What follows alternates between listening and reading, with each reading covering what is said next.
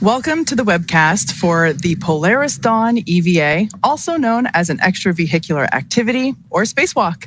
For the first time ever, a spacewalk will be performed by civilian astronauts flying on a commercial spacecraft. Good morning, I'm Kate Tice, Senior Quality Systems Engineering Manager here at SpaceX in Hawthorne, California. And I'm Dan Hewitt from the communications team. Now, the first EVA in history was performed in 1965 by Soviet cosmonaut Alexei Leonov, followed just 3 months later by the first American spacewalk done by Ed White during the Gemini 4 mission. From those humble beginnings to walking on the surface of the moon, repairing satellites, building space stations in orbit, spacewalks are really a core component of human spaceflight.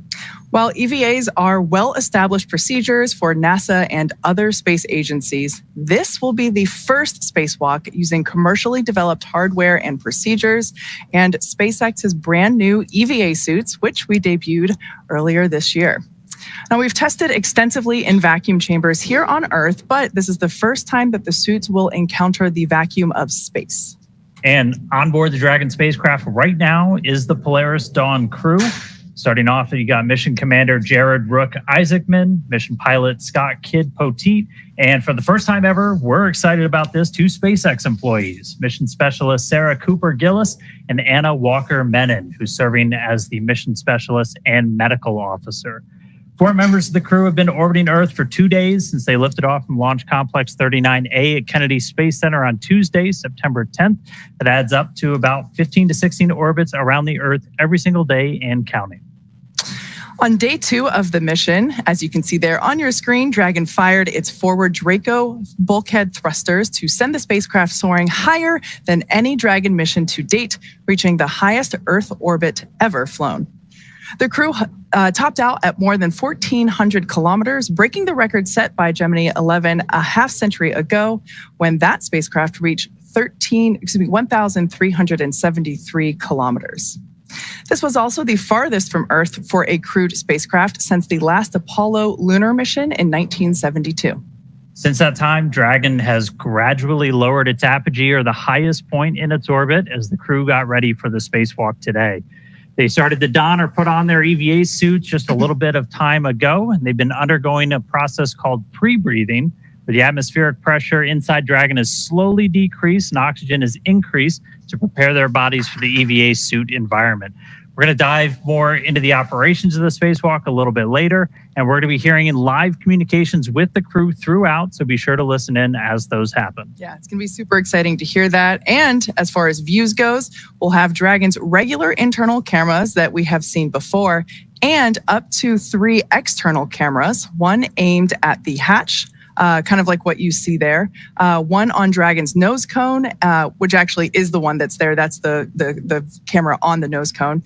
And one on the newest piece of hardware that you see there in that view. That is the Skywalker, which we will come back to shortly. We may also have helmet cameras that will give us a first-person view from the crew, which will be incredible. Now, since we are not using Starlink to enable views today, there will be moments of expected loss of signal due to ground station coverage. So those views may be interrupted from time to time, but generally we expect to get some great shots today.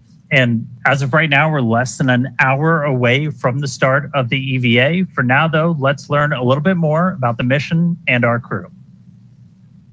The Polaris program is a first-of-its-kind effort to rapidly advance human spaceflight capabilities while continuing to raise funds and awareness for important causes down here on Earth. Today's goal is to demonstrate critical operational capabilities that are going to serve as those building blocks to help further human space exploration. Polaris Dawn mission has a lot of first-time objectives, so the Polaris program chose a crew of experts who know each other so they can tackle this mission's challenges as a team. First up, Mission Commander Jared Rook-Isaacman also served as the commander of Inspiration 4, the world's first all-civilian mission to space. Jared holds several world records, including 2 speed-around-the-world flights in 2008 and 2009 for the Make-A-Wish Foundation.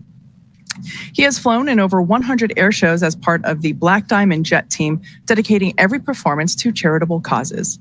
In 2011, Jared co-founded what would become the world's largest private air force, Draken International, and that trains pilots for the U.S. Armed Forces. In addition to his role as CEO of Shift 4, Jared is an accomplished pilot and astronaut with over 7,000 flight hours. Next up, mission pilot Scott Kid Poteet, who served as the mission director of Inspiration 4, and he goes by the nickname Kid, which is also his call sign. He's a retired U.S. Air Force Lieutenant Colonel. Kid served for 20 years in roles that included commander of the 64th Aggressor Squadron, Thunderbird No. 4 demonstration pilot, U.S. Air Force Weapons School graduate, operational test and evaluation pilot, and flight examiner. He's a command pilot with over 3,200 flying hours, logged over 400 hours of combat time. And following his Air Force career, Kid served in various roles, including Vice President of Strategy at Shift 4. Mission Specialist Sarah Cooper-Gillis is a lead space operations engineer here at SpaceX, and she's responsible for overseeing our astronaut training program. She helped prepare NASA astronauts for the Demo 2 and Crew 1 missions, and most recently directly trained the Inspiration 4 astronauts.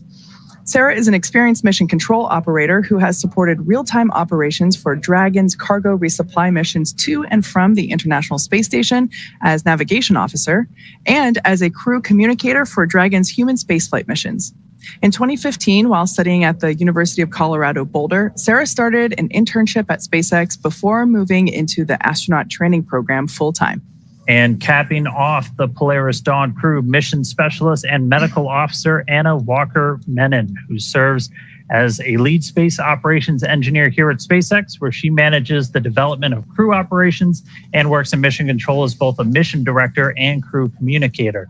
During her time at SpaceX, Anna has led the implementation of Dragon's crew capabilities and developed critical operational responses to vehicle emergencies. Prior to SpaceX, Anna worked for 7 years at NASA as a biomedical flight controller for the International Space Station. She received her bachelor's degree in mathematics and Spanish from Texas Christian University and her master's degree in biomedical engineering from Duke University. Everyone on this mission certainly has the background, the qualifications you would want in your crewmates when you're going to space. That's clear. But let's take a moment now to meet our Polaris Dawn crew in their own words. Hi, I'm Jared Isaacman. I'm Scott Kidd Poteet. I'm Sarah Gillis. And I'm Anna Menon. And we're the Polaris Dawn crew. I love this crew. I mean, all of them are just so hardworking, so smart. Kidd Poteet over here is our mission pilot. Talk about a career in the Air Force, doing every job as a pilot that anyone could aspire to achieve. And having somebody who has been there before and can bring that perspective to our training, but also when we're on the mission is just so important. We are what we are as a crew because of you. You hold us together and you are always there. Glue. You are always there predicting what every person needs. And he's needy. What? Our commander, Jared, I think he is incredibly sharp. That's right. Something I have just witnessed over and over is that he's always like 5 steps ahead of everybody else. He's a visionary. He wanted to make it bigger than just himself going to space. It was about how we could contribute and support organizations here on Earth, as well as continue to push the envelope for space exploration. So Sarah Gillis, the technical competence, we don't get out of any engineering update or brief or go through a procedure or debrief without getting into the weeds and making sure every T is crossed, every I is dotted. She holds my feet to the fire when we need to understand the systems and the operations. It's her intellect. Every time she speaks, every word is so thoughtfully prepared that served her in her role as core. It served her in her role as a trainer. Anna, you have this incredible joy that you bring to everyday life. It is infectious. It makes us all smile. Feels like she always has this big picture. Doesn't necessarily always speak up on it, but when she does, like time for everybody to stop and listen. And then as a biomedical engineer and a background like that inspires like a ton of confidence that we go up there if people aren't feeling right, that she's going to be there to take care. I cherish all the moments that we've had in these experiences, and we're just so excited to go to space.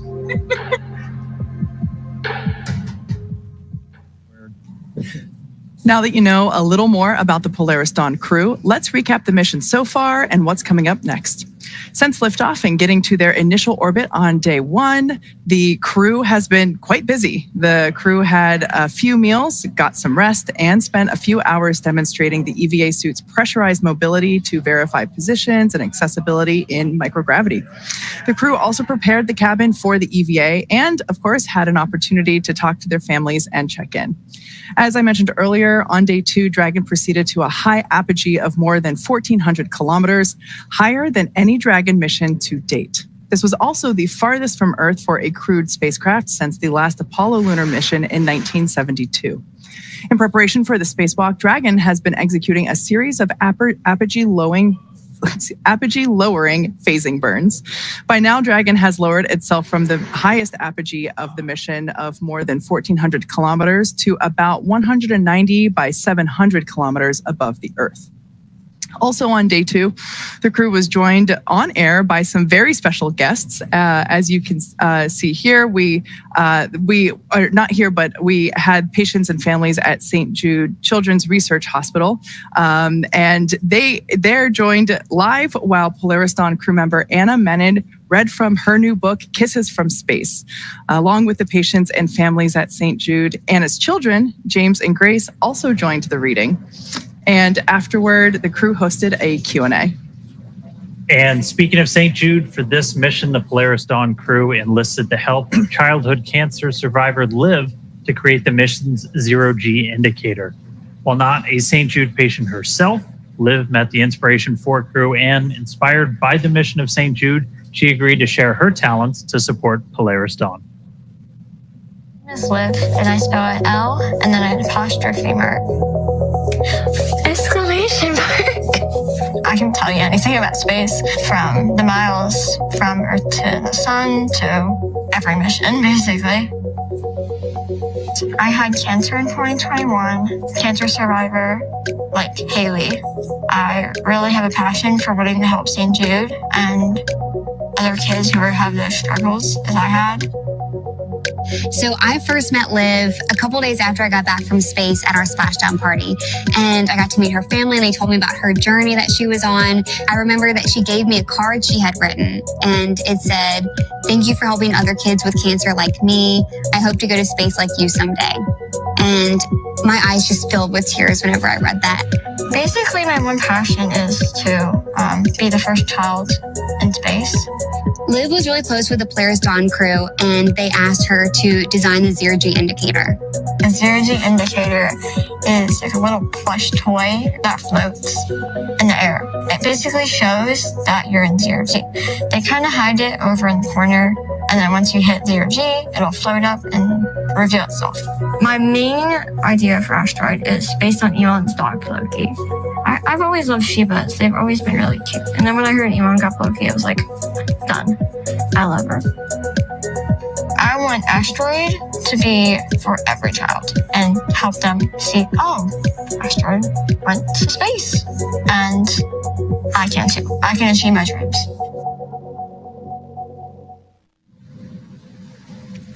We are also flying Liv's original drawing that you see there that was used to design the zero-G indicator, which we plan to return to her after it has flown in space. And while her design was inspired by the working dogs of St. Jude Children's Research Hospital, all donations from the sale of Asteroid will be general donations to St. Jude. The Inspiration 4 mission helped raise more than $240 million for St. Jude Children's Research Hospital, and Polaris Dawn will continue to raise funds and awareness for St. Jude while partnering with the organization to provide healthcare in underserved communities around the world. Now, if you want your very own Asteroid, they are available at shop.spacex.com and polarisdawn.com. I did just look. Unfortunately, they are sold out right now, but there are more on the way. So be sure to check back at those sites to catch one of your own, myself included. I missed the first drop, so... I snagged one. I got in there. I got a kid who nice. needs one. Yeah. All right, now... The first phase of the spacewalk, the preparation, actually started just about 2 hours after the crew reached orbit. And this is when the pre-breathe process started. That's when the oxygen levels started to increase incrementally as the cabin pressure inside Dragon was started to get incrementally lower. The pre-breathe process is designed to decrease the amount of nitrogen in the body, which then reduces the risk of decompression sickness, which can happen as atmospheric pressure lowers. Protocols like this are used for any spacewalk done today and might feel familiar to anyone here on Earth that has gone scuba diving and done a decompression stop after ascending from a pressure in deep water back up to the surface. And to do all this, Dragon's just been slowly decreasing that cabin pressure that allows the crew to acclimate each time the pressure gets lower. As they get ready for the lower pressure they'll be in the suit during the spacewalk itself.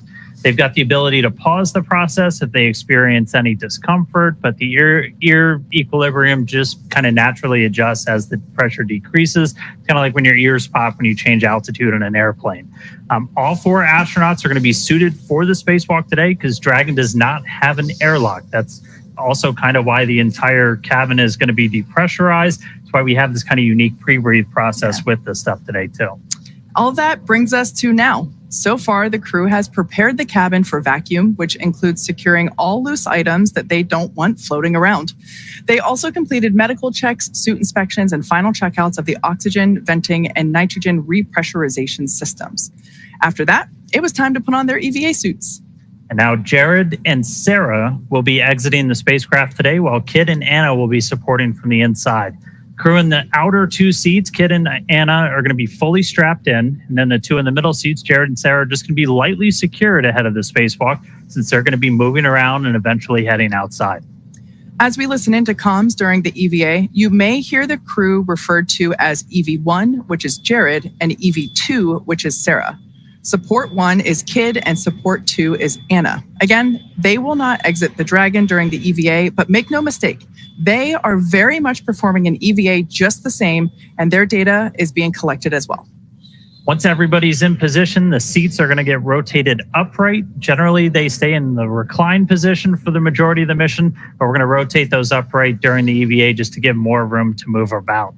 After that seat rotation, the crew verifies that their heads-up display or the HUD on their helmet visors are turned on, operating as expected. This is how the crew will actually be able to keep tabs on the health of their suits, and they'll get some other stats of their suit operation during the spacewalk. And that will take us to the first official go, no-go checkpoint to determine if the EVA can proceed. After an operations brief from the SpaceX team, the crew will announce their go, no-go status, and then it'll be time for the spacewalk to begin. It's expected to last about 2 hours from the time that O2 begins flowing to the crew's suits until we complete the repressurization of the cabin. And just prior to we get to cabin venting, pure oxygen is going to start flowing to the crew's suits. That's when the EVA clock will start, so keep an eye on that. And this all gets followed by a suit leak check. We'll do the leak checks. Once those look good, Mission Control will start to vent the cabin, just removing the air in order to lower its pressure down until we can get to hatch opening. Next, Dragon will use its Draco thrusters to reposition itself so that the trunk is facing the sun. This will help keep temperatures, communications, and spacecraft power stable during the spacewalk. At this point, the crew should be ready to open Dragon's hatch and exit the spacecraft. After the hatch gets opened, EV1, that's Jared's call sign during the spacewalk, he's going to be the first to exit the spacecraft. He's going to go outside and he's going to do a series of mobility tests. These are kind of the core component of the spacewalk today. He's going to basically take the EVA suit through the paces. It's going to take about 15 minutes before he climbs back into Dragon. After that, EV2, or Sarah, will step out into space to perform the same tests of her EVA suit before she then climbs back into Dragon. In addition to these suit mobility tests, Jared and Sarah will also evaluate Dragon's new Skywalker hardware. We'll talk more about that in just a bit. Then after she's completed her test, Sarah will stand by near the hatch for the actual closing. And at this point, after the hatch is closed, the EVA is not over. The hatch door gets closed, and then the cabin has to be repressurized. We got to get all that atmosphere back inside. After we start introducing that atmosphere, we'll do cabin leak checks. Once those leak checks are complete, the crew will return to their seats, and the EVA will be complete when the cabin pressure has returned to nominal. So, for now, the crew is suited up and awaiting final checkouts and EVA venting, which will bring in Dragon to vacuum. With everything on track, we're about 45 minutes or so from the start of the spacewalk. And before we get there, though, we're going to expand the desk a little bit. We're happy to be joined by former NASA astronaut Mike Hopkins. We were fortunate to have him tune in with us during the launch, and now we've got him to talk to us a little bit about spacewalking today. Good to see you, Mike. Yeah, it's great to be back. It's great to be back here in Hawthorne with you tonight on this very memorable night for sure. Yeah, absolutely. Now, EVAs may be new to SpaceX, but you have participated in 5 yourself while you were on the International Space Station and spent a total of 333 days in space. That's pretty cool. Yeah, I mean, I was very fortunate on my 2 missions. The first one was back in 2013, and I went up on a Russian Soyuz. And on that one, we had 2 spacewalks. And the interesting about those spacewalks is they weren't planned. They were what surprise. we call, they were a big surprise for us. Contingency spacewalk, and of course, surprises happen at Christmas because that's when we actually went out the door. Our second walk was on Christmas Eve, and that was pretty exciting to be doing a spacewalk as everybody was getting ready to celebrate Christmas. You guys were down just here helping deliver presents. That's right. That's right. And then your first flight was on the Soyuz, but your second one, you were the commander of Crew 1. I mean, that was obviously really huge for everybody here. That was big for me. I was there with you at NASA still. That was a huge moment. That was the first long duration mission to the space station on Dragon. And I mean, you really got to know Dragon probably more than anybody, because you actually got to call it home while you were docked up there. That's right. I tell you, it was quite an honor to get to be a part of that crew, to get to command that crew, and it was a great, amazing group of people. Not only Victor, Shannon, and Suichi, but also everybody that helped get us there at SpaceX and at NASA. But yes, you're right, Dan. While we were on board, we didn't have enough crew stations, and actually, you can see a picture of where I slept while I was on board for that second mission, and it was actually quite comfortable. And one of the best parts about being able to sleep on Dragon is that I had a view, I had the window, and our other crew quarters did not. So I've got some amazing pictures from my time staying in Dragon. That's amazing.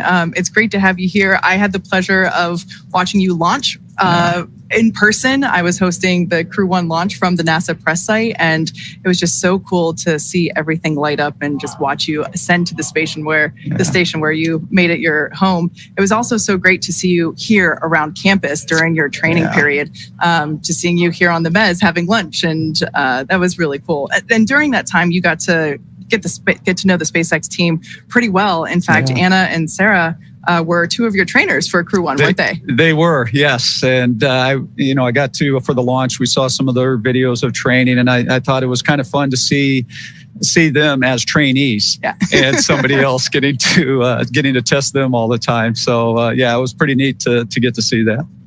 Switching it up a little bit, because we're starting to get some views back from Dragon. We've been treated to some pretty spectacular stuff as we were, and we were to 1,400 kilometers. We like to talk about something called the overview effect. So kind of that first, and we're getting some comms from our crew too.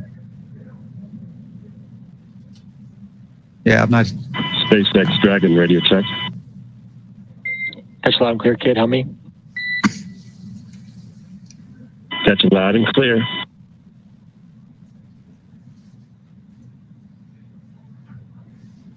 Doffing continues, and last stowage is going to be the cabin mic. Copy that, kid. Make that donning. All right, some quick comm checks. We heard, Kid, that Scott Potiti is going to be one of the support crew in there today. So our first comms down as we get ready for the spacewalk. But we're looking out the view. We're looking down at Earth, that overview effect. What's it like the first time you get to space, you get to look back, and I mean, you can see horizon to horizon, the whole Earth below you. It's kind of funny, Dan, because the overview effect is definitely real. But when I first got to space on that Soyuz, how many years ago? Almost 9 years ago, I had this really weird feeling of falling. And so when I looked out that window the first time, I wasn't really thinking the big thoughts of an overview effect. I was kind of thinking, like, what is going on with my body right now? This feels really... That's pretty, but oh no. But again, fortunately, when you have time to be in space, you do have an opportunity to experience that. And it is definitely true. You'll hear people talking about that small sliver of atmosphere, and you see that, and that's what's keeping us alive. You see a world without borders, which is incredible. But one of the experiences of the overview effect that I had was that that it gives you that sense of answers, but it also, for me, gave me a lot of questions and made me realize that there's a lot of this world I don't really know much about. The other parts, other countries, other societies, cultures, languages, and so sometimes it brought as many questions as it did answers. Wow. Hopefully a bunch more trips then, right? That's right. Yeah. That's right. Now, for those of us who have never been to space, it can be hard to imagine looking down from there here at planet Earth. Space photographer and author Frank White originally coined the term the overview effect in a book of the same name. Here's a little more on the phenomenon that few of us have yet to experience. The overview effect is that sensation or that feeling that you get when you see our whole world from the perspective of being outside of it. It ranges the whole spectrum from like how delicate the Earth may appear because, it's only this thin blue line that separates this habitable atmosphere of our home planet to, the vacuum of space. It's hard to comprehend what the impact is going to be when I first see Earth from space. It just reminds us of how fragile our planet is.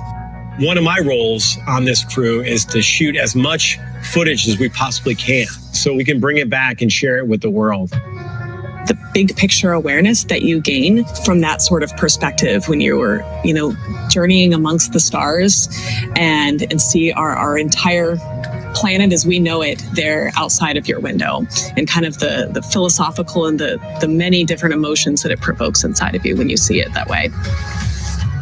We have barely begun our journey to explore the worlds around us.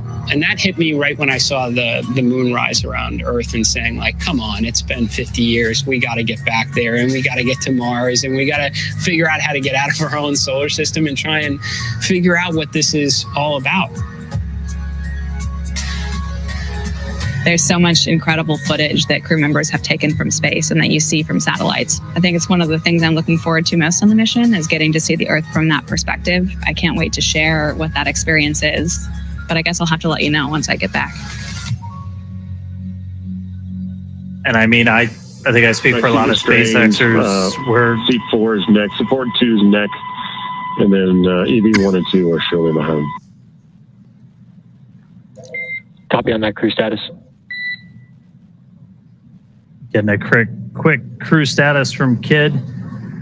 Yeah, I think I speak for a lot of SpaceXers. We really want to get up there and see that view, to feel that effect, to experience that, and being able to see it just from Dragon, and pretty soon getting able to see a couple of people go out of Dragon for the first time in a spacewalk. I mean, spacewalks are kind of like living on the edge with spaceflight. It's always really cool.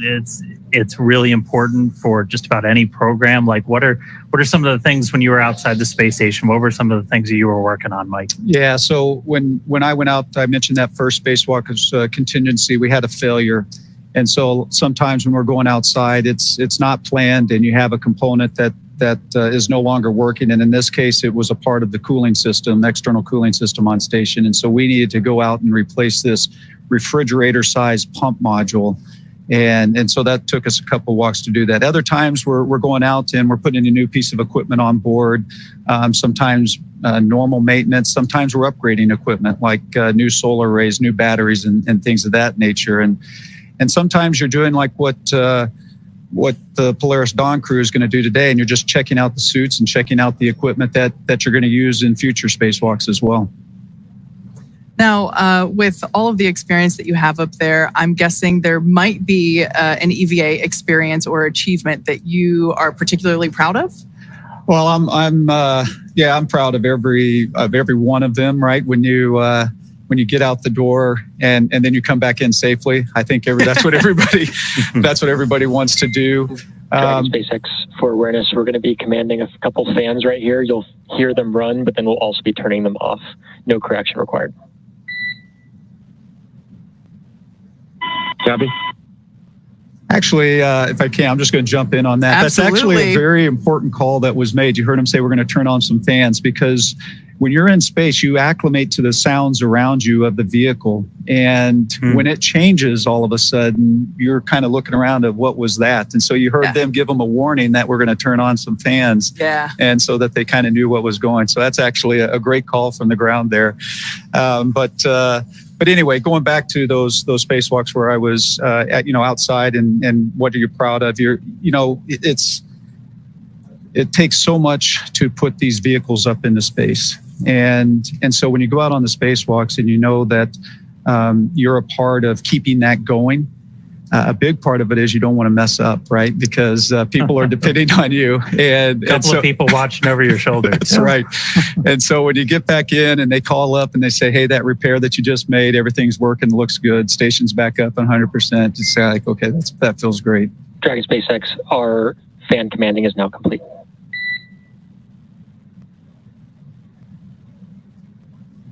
How did we see soon? All right. Hopefully no surprise sounds in there for them. So, right. I mean, spacewalks are something that you train the heck out of. Mm-hmm. They're planned down to the minute. What are, why? Like, what are some of the challenges you can run into when you're outside doing a spacewalk?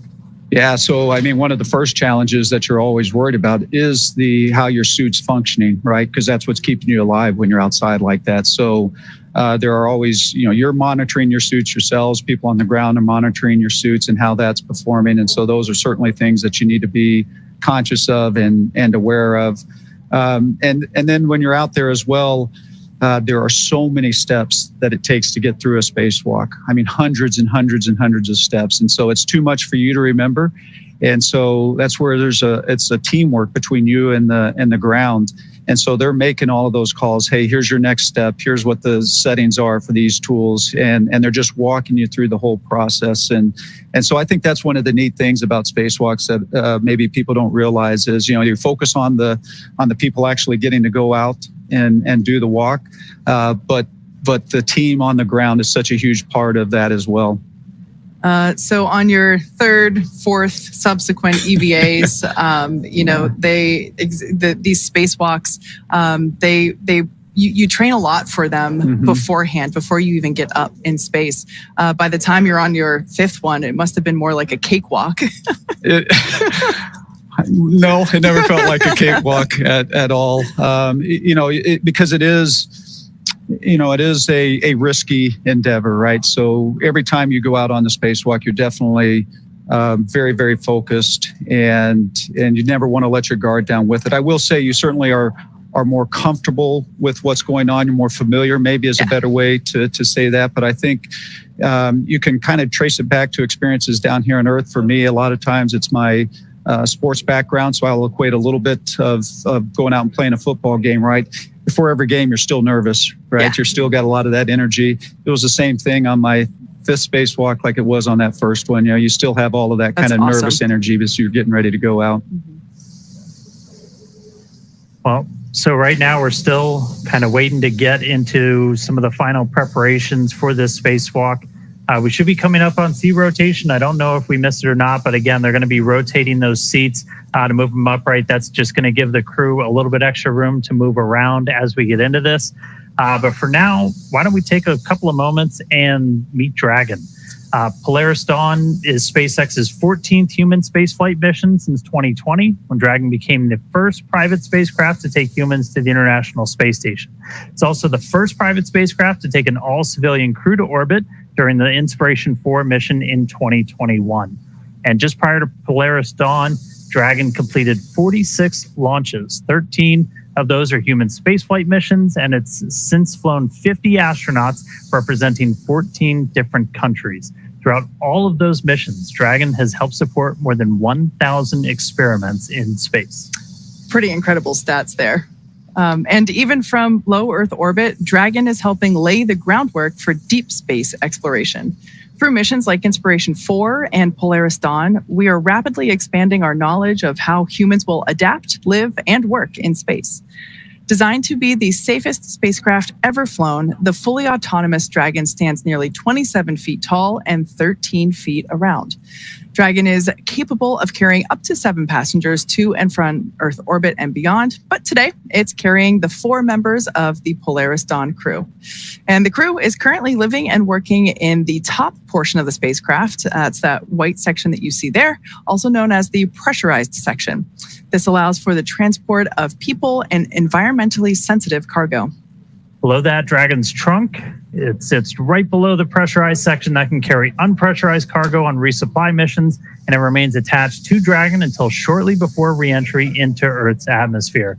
And as you can see, about half the trunk is covered in solar panels. Those provide power to Dragon during the flight. The other half is the radiator. Dragon itself is equipped with 16 Draco thrusters. We got a really cool view of the 4 forward bulkhead ones firing earlier on this flight with lights on Earth behind you. Those are used to orient the spacecraft during the mission. They also get used for apogee and perigee raise and lower maneuvers, orbit adjustments, and attitude control.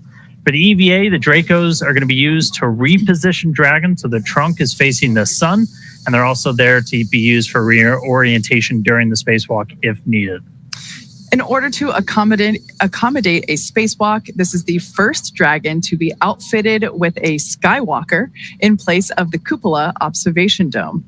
The Skywalker that you see there, looking up at it from basically from underneath it. The Skywalker is a structure that is mounted to the top of the Dragon capsule, and the astronauts will use this to assist in exiting and re-entering the spacecraft during their spacewalk. The team also added additional nitrogen tanks to assist in repressurization of the capsule after the EVA. Another new feature on Dragon is the addition of a motor plus handholds and footholds inside the spacecraft to help with opening and closing the hatch during the spacewalk. This Dragon also carrying what we are calling the Starlink plug and placer, making this the first mission on Dragon to use the Starlink network in orbit. Inside of Dragon is a router connected to a user terminal in Dragon's trunk, and then this terminal is linked to a new plug and placer device that's mounted nearby.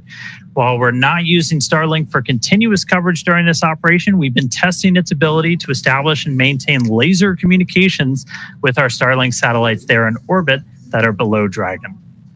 Dragon has proved to be quite a versatile spacecraft. It can autonomously dock to the space station when outfitted with the ISS docking adapter. And when it's intended for free flyer mode, the docking adapter can be swapped out. SpaceX Dragon, you guys are welcome to come back aboard if you want. SpaceX copies. Don't have a ground station right now, but we'll go ahead and bring cameras back on board so we get it when we do have ground stations. Copy. Quick comms there with SpaceX Core from the Dragon capsule. That was the crew just letting the folks here in mission control, letting us know that it's okay to turn the onboard cameras back on once we have coverage for those cameras. But getting back to the different configurations that we have for the Dragon capsule, I was talking about the docking adapter previously. When the Dragon capsule is intended for free flyer mode, the docking adapter can be swapped out for a cupola, which is the one in the middle there. And that is used for the best views that you can get while in orbit. And then, of course, our newest option, the Skywalker hardware to support extra vehicular activities. And that's what the crew is going to be using this morning. So those are the current 3 ways that Dragon can be configured to support different types of missions. But hey, you never know what's to come. We always got something up our sleeve. Right. Now, Mike, Crew 1 broke the record for the longest space flight by a U.S. crewed vehicle. It surpassed the 84-day mark that was set by an Apollo capsule during that final flight to the Skylab space station in 1974. What was it like? Because we went over it. You literally called Dragon home during that time. Yeah, what was it like to live in there? So first of all, I got to say it's pretty exciting because the Dragon that they're using right now is the Dragon that I lived in that took us to orbit. Dragon Resilience.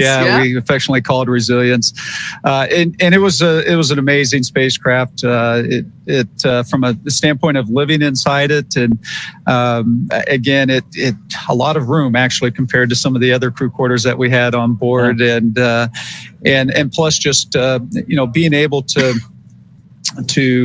spend all that time in it. I'd call my family every night before I go to bed, and I'd be looking out the window at the Earth as I was doing that. It was very special. Did any of them get jealous because you had the window seat? Well, yeah, there was a little bit of that certainly going on up there. Nice. Now, as you mentioned, this Dragon capsule that that the Polaris Dawn crew is flying in was previously used, really debuted on the Crew 1 mission, hence why you guys had the honor of naming it in the first place. But this capsule was also used for the Inspiration 4 mission that Jared also commanded.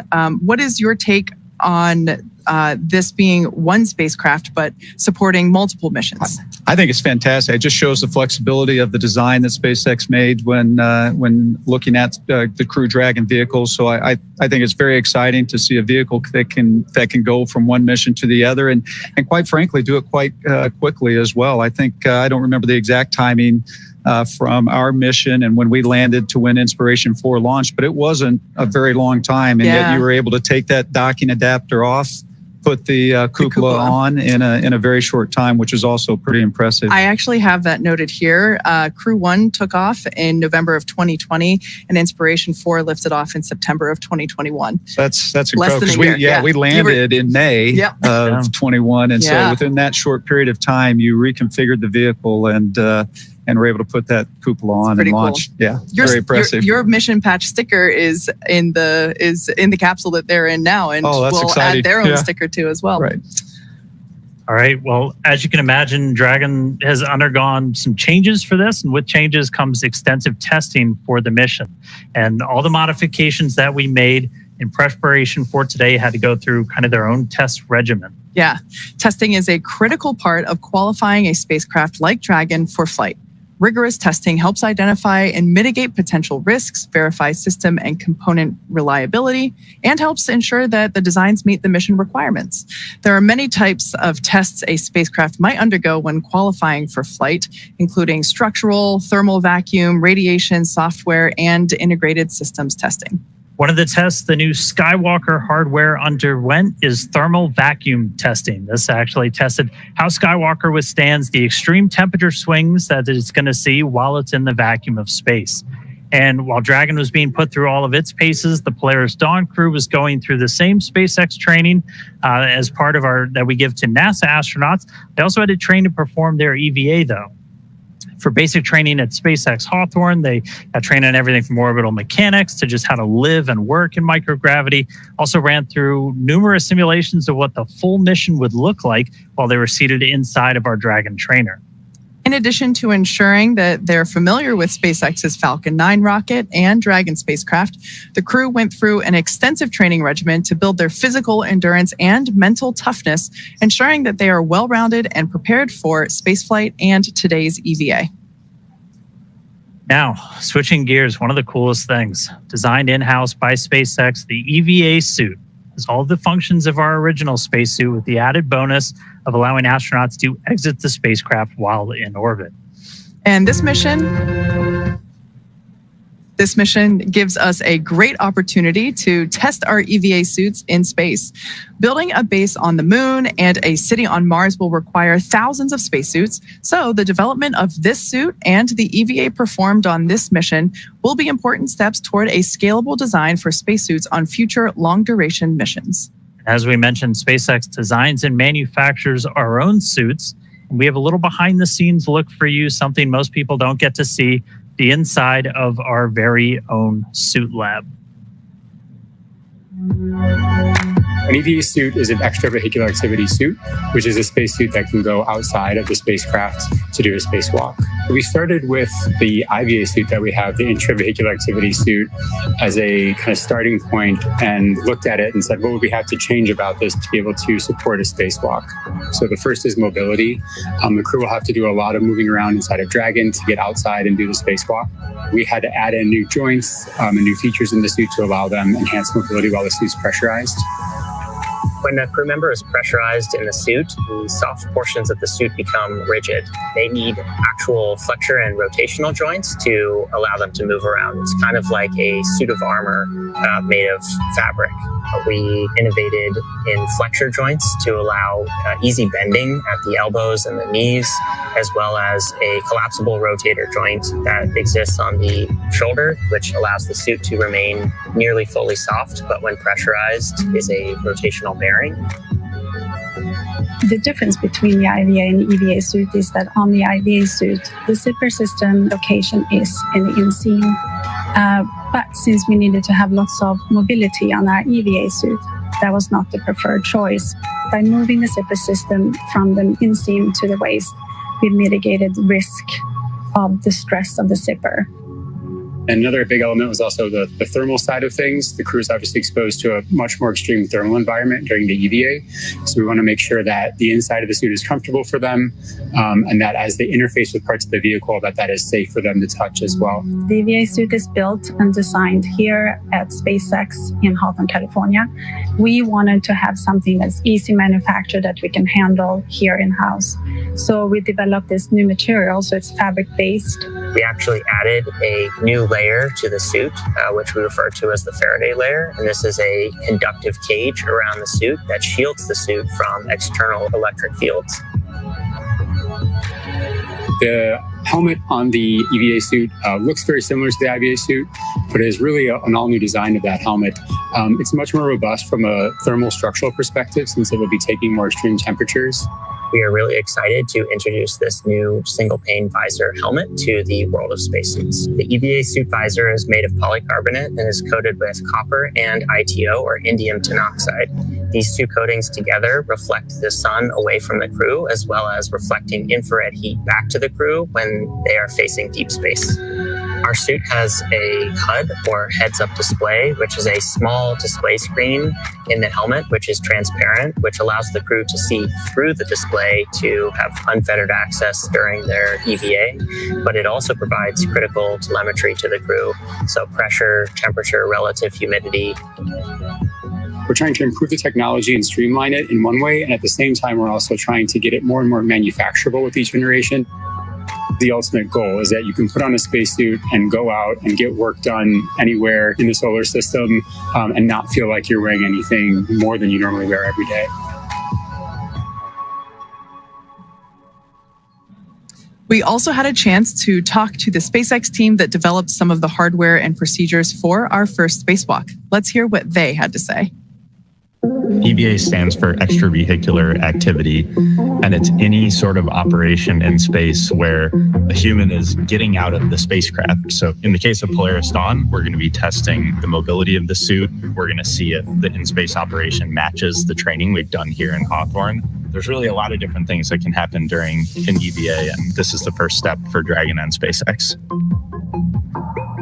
When I first started working at SpaceX, I never thought I'd be training a crew to do an EVA. It's brand new, it's so unique, we've never done anything like this before, and so we wanted to make sure we had the best possible training program for this mission. We want to see if we can train a spacewalk on Earth in a way that's representative of what it feels like in space. Even though only 2 people are going to be going outside during this first EVA, all 4 crew will be in EVA suits going down to vacuum. Dragon was always designed to vent to full vacuum, but we've never taken full Dragon capsule down to vacuum, and this will be the first time we do it in space. We actually put crew into a chamber at Johnson Space Center in Houston and had them live the exact profile that they will experience, and making sure that no one actually experienced decompression sickness. We have a couple new training assets for Polaris Dawn to train the EVA specifically. The suspension system that we have is situated on top of the platform of our capsule simulator. The lines drop through the hatch. They attach to a single crew member inside the capsule.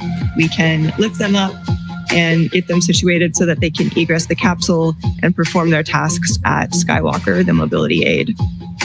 The Skywalker, what's amazing to me is a lot of people are going to think it's a metallic structure just bolted to the top of Dragon, but a lot of development effort, testing went into the Skywalker. So we actually used similar technology as we have in the Super Draco chambers to apply a thermal barrier coating to the outside of the Skywalker. That is going to be a really, really amazing mobility aid on the front end of Dragon.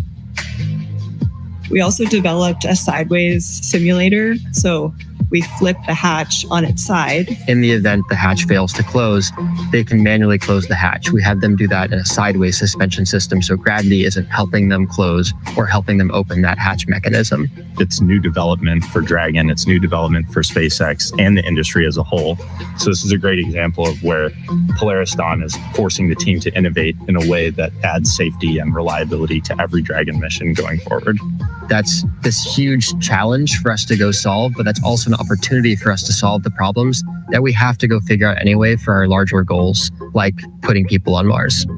The Polaris Dawn objectives are the first step towards that ultimate flight with humans inside of Starship, which is right along the SpaceX development path that we have towards getting to the Moon and Mars.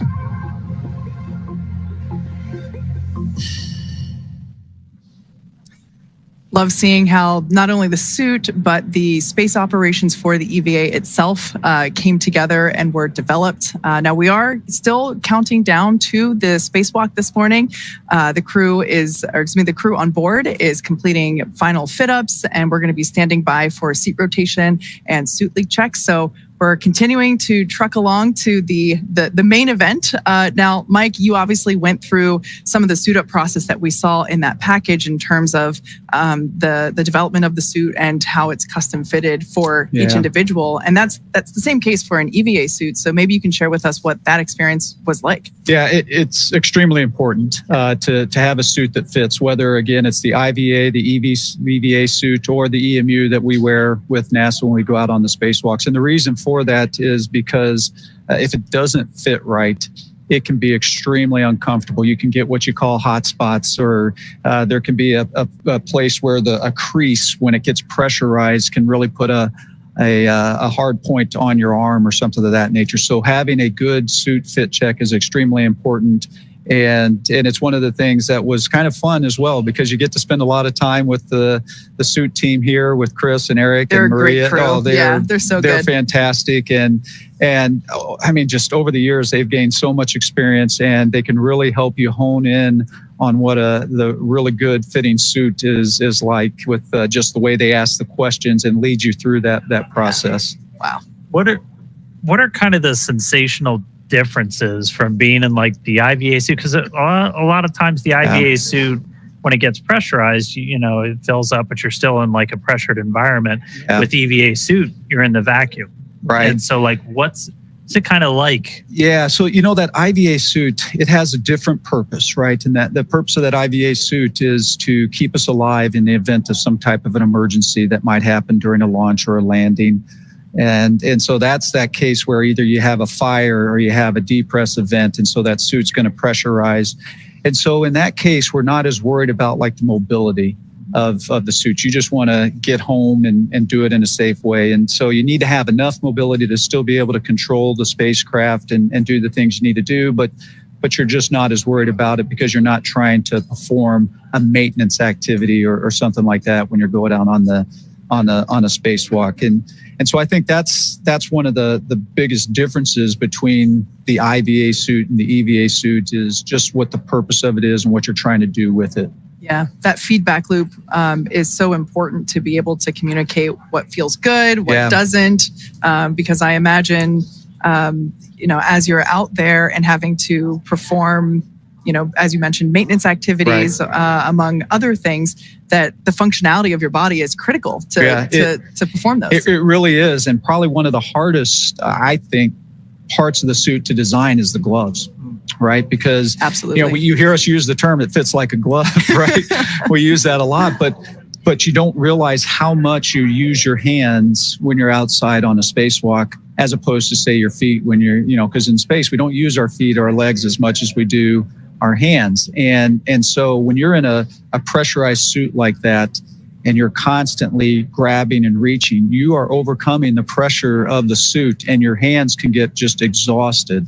And you can get those hot spots. I had some issues with my EMU gloves when I first started training at NASA, and I would actually get what's called delamination on my fingernails. And so there's just little things like that it really matters how well that suit fits and how well it functions. And so you don't realize how important that is sometimes. Yeah. Now we are going to be stepping into suit leak checks soon. Can you share with us a little bit about what that process entails? And more importantly, because you've actually experienced what it feels like to go through suit leak checks, what that experience is like. Extremely important part of the whole process, right? Because before you take the cabin, in this case, all the way down to vacuum, you want to make sure that your suit is maintaining the pressure that it needs to. And so it's not a very long process. It's usually just, a few minutes to 2 or 3 minutes. The interesting part is, if you don't pass that leak check, what do you do next? And so there's always usually procedures associated with that as well, that start checking your zippers, start checking how you've closed things up. Did you not get something sealed quite right? And so it's always a good point in the mission when, whether it's on the launch pad getting ready, whether it's in the airlock getting ready to go out the door, when you hear that, good leak check, because now you know that you're ready to go. So today's going to be kind of unique because all 4 of our crew members are going to be like doing the spacewalk. They're all going to be exposed to the vacuum of space. But I mean, even when you did spacewalks, it's never a solo act, right? Like you're always out there with a partner. You are. It's extremely important. In fact, one of the hardest parts about our training for spacewalks is what we call incapacitated crew.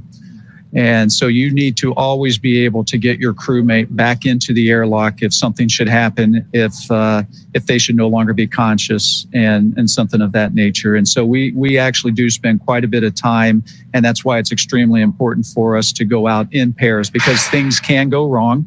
And so you want to be prepared for those moments. Yeah. That's a great point, Dan, to make that while only Jared and Sarah are going to be somewhat exiting the spacecraft, all 4 crew members are going to be exposed to the vacuum of space, and it's actually going to set a new record for most number of people exposed to, or not them without a suit, but like in the vacuum of gravity all at the same time. Yeah, that's actually interesting. I never actually thought of that piece of this mission, and the fact that you're going to have 4 people on a spacewalk. I know at one point on a shuttle mission we had three folks outside on a spacewalk. And so, that's a big deal and kind of exciting. You know, one of the things we do on the space station, of course, is we have astronauts that are still inside. And if we do get into those emergency situations, they're there prepared to help us get back into the airlock and get unsuited and things of that nature. So, of course, when you have all the crew, it just makes you think about those emergency situations probably in a little bit different way than we do on station. And hey, if you're just tuning in, we are still waiting to really kick off our spacewalk today. So right now the crew is inside the spacecraft. They're getting suited up. We should be hearing some comms from them pretty soon. And then SpaceX Dragon EV1 is completing glove zipper closures, but at this time we are ready for seat rotation. Copy that for seat rotation. Can you confirm crew is ready with the current glove zipper ops?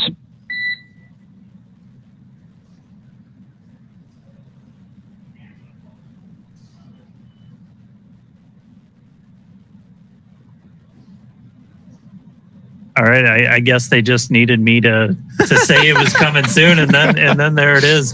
But we are going to hear the seat rotation coming up soon. Again, they're in their recline position. And I'll do standby well to get to the seat. Copy. Standing by. So they're going to get those seats rotated, and then we're pretty much going to be ready to start getting into things. And our EVA is going to officially start when we start flowing O2 into those suits. And so that'll kind of start our clock. We're going to be showing you some of the telemetry. So all those numbers, the bottom of your screen, you've got a couple right now. That one all the way in the bottom left corner, that's your Dragon. That's your Dragon cabin pressure. That's in PSI. SpaceX Dragon, you're ready for seat rotation. SpaceX copies. Initiating seat rotation.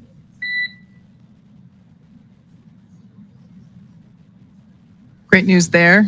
That's going to help give the crew a little bit more room to move around during the spacewalk. And after we get through the seat rotation, we'll be able to perform those suit leak checks that we were just talking about. Yeah, before they do that, they'll do what's called a tear. So it's kind of like if you're ever using a scale, you zero out the scale before you put something on it. It's essentially what we're doing with the suits. They'll get like a baseline reading. And then as we start to actually pressurize the suits, we'll be able to measure that against the baseline, make sure everybody's got basically a nice seal before we start that vent. Yeah, that one's pretty important. That was pretty important. Yeah. So a lot of that's coming up. Again, some of the data on your screen, you've got cabin pressure, you've got suit pressure. Dragon SpaceX, seat rotation complete and nominal. All right. Seat rotation's complete. So now they're going to start doing that tear, getting ready. Dragon, copy, just the phone. Copy. And can I get a confirmation of completion per the call out in 2.18?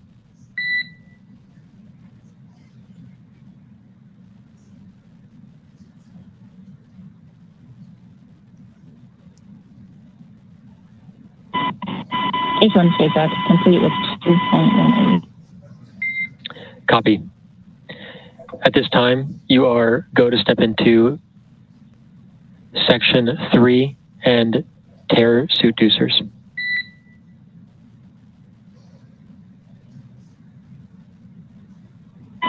Copy. Heading into it. Just a quick reminder, in case if you missed the top of the show, we're going to be referring to the crew a little differently for the EVA activity than we were previously. So we heard Anna talk EV1. That was referring to Jared. So his call sign for this spacewalk operation is EV1. Sarah's call sign will be EV2. Anna will be support 2, and Scott will be support 1. Also, Scott and Sarah are switching seats. Perhaps they already have. Yeah. Copy. Standby for HUD power for pressure sensor checkouts. Okay, so our suit tear completed. So next up is going to be the HUD checkout. So the HUD, your heads up display. Very excited about this. really excited about this. And Mike, I'd love to kind of get your perspective on this real quick. We do have on your screen, though, that's your seat order. So you've got EV1. Jared is in that seat. He's going to be in that seat right now, but once we actually get ready to open the hatch and everything, he's going to be positioned kind of over by the hatch. And then Sarah, EV2, is going to be in one of those center seats. Then you'll have Anna and Kid on either side. Dragon SpaceX, suit HUD's powered. Report results of primary sensor HUD checks in 3.2.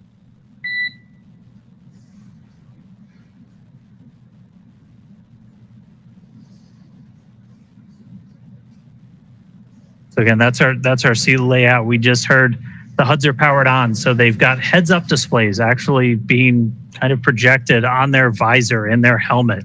Which, if you've ever seen spacesuits, that's always kind of felt like that's that space age technology that we're missing. Because Mike, you guys use kind of a simpler but a little unorthodox way to see like your suit data. Yeah, that's right, Dan. It's of course the suits and SpaceX. HUD checkout complete, all nominal. Nice. Copy. Swapping to backup sensors. Stand by to repeat HUD checks. So, of course, the suits that we use for the spacewalks on station are a little bit older. They've been around for quite a while, and so some of this technology, look, it's our first live views inside Dragon Resilience for this morning. That's fantastic.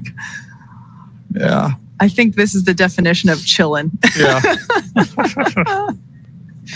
So they're out of his seat. That's Commander Jared, who, like I mentioned before, will be referred to as EV1. Behind him, we can see already in his new seat, pilot Scott Kid Poteet. He will be support 1. And then moving around in front of us is Sarah, who will be EV2. And then just out of view underneath the camera, but I think you can see her visor, is Anna Menon, who is support 2. Dragon SpaceX, we're on backup sensors. Repeat HUD checks.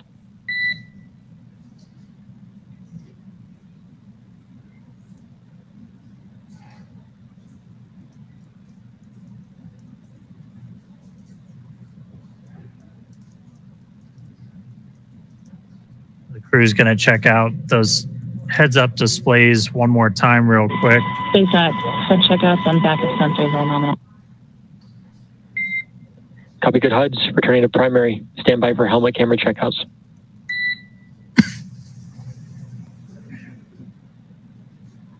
On that heads-up display, they'll be able to see the O2 flow timer. That's kind of like our mission clock, essentially. Like once the O2 has started to flow to their seats, and they know they've got about an hour and 50 minutes, just under 2 hours for the whole time. They'll be able to see their suit pressure, temperature. Basically, it's a way to kind of keep an eye on things. And we were talking about it a little bit, Mike, but on the EMU is a little bit different. Yeah, the EMU is certainly different. A lot of that kind of information is on a display right in front of you that you have to kind of look down to see, and it can be pretty challenging to see. In fact, a lot of the information, you have to use a mirror on your wrist to be able to read it and know what you're controlling as well. You mentioned the timer. Of course, we don't have that kind of information on ours, and I'm not sure I'd want to know that because I'd feel the pressure of, hey, I got to get a lot of things done and I'm running out of time. Yeah. All right. So they're going through these HUD checkouts again pretty soon. Dragon SpaceX powering on helmet cams. We're going to get the helmet cams powered on. Again, give you that kind of look right over their shoulders. Yeah, pretty excited for these. We've seen them utilized during the training sessions that the crew has undergone, and we're so excited to see them live today. Yeah, I tell you, the helmet cameras, I mean, it's going to be fantastic views, right, that we're all going to love. But there's also a very important role for those cameras as well. Like when we have the same thing, we have helmet cameras with the EMUs, and what it allows is your ground team. Dragon SpaceX suit cameras powered. Confirm good health.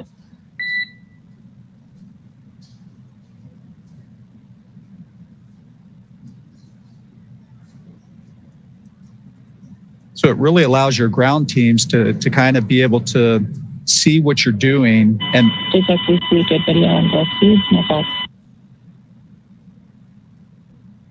And almost double check your work. Copy. Checkout's complete. HUDs will remain powered. Proceed to step 3.3, operations review through 3.8, report when complete.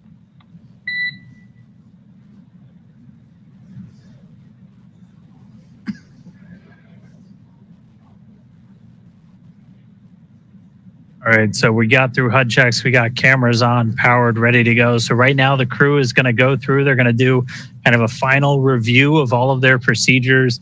Like you talked about this a little bit, like these things are so choreographed because even if you couldn't see the clock, like you're on the clock. So you've really got to make the most out of like every single second you're doing one of these. You do. And of course you see that with today's spacewalk as well. Dragon SpaceX repeating. Checkouts are complete. HUDs are going to remain powered. Proceed to step 3.3, operations review through 3.8 and report when complete. Copy and work. And the reason it's so choreographed and important is because you only have so much time outside, right? You only have so many consumables that allow you to go out there. And so you want to take advantage of all of that. And you want to have every step very well scripted so that there's not a lot of wasted time. Now, that being said, it is nice when you're out there once in a while to just kind of take a moment, look around, enjoy the views, kind of trying to absorb where you actually are, which can be pretty incredible as well. Every once in a while, guys, I'm a little tired. I'm going to take a minute. That's right. I need to take a break. I see my house from here. That's right. Yeah. All right. But like, it's awesome. We're seeing the crew inside. We're getting close to the start of today's spacewalk. We're going to start flowing O2 to the suits. And that's when our clock's going to start. Right now, they're just doing kind of final cabin configurations. They're going to check the lighting. They're going to make sure that their umbilicals are in the right spot. That's one of the things you'll see. That's actually one of the roles that our support crew members are really going to. That's kind of one of their primary jobs during the spacewalk is to manage those umbilicals. For you guys, Mike, you had one. That's what plugs into kind of the leg in your suit, and that's what's providing like the breathing gas, comms, connections, all of that stuff. For the spacewalk today, it's a little bit different. This one that they're going to be using has some tethers in it for for Sarah and Jared. It's about 12 feet long, so it's like about double the length of what you guys have. So it's dual purpose, right? It's providing them the air and the cooling that they need while they're out on the spacewalk, but it's also providing that safety piece, right? So that if something should happen, they should slip or that they're not going to go floating off into space. With the EMU that we use on the space station, we actually, all of those consumables are a part of the suit itself, and we have a separate safety tether that the first thing we do when we open that hatch and we go out is we hook up that safety tether, and it's an 85-foot reel that as you're moving around, it goes out with you to, again, protect for that crazy moment when maybe an emergency happens and you come off station.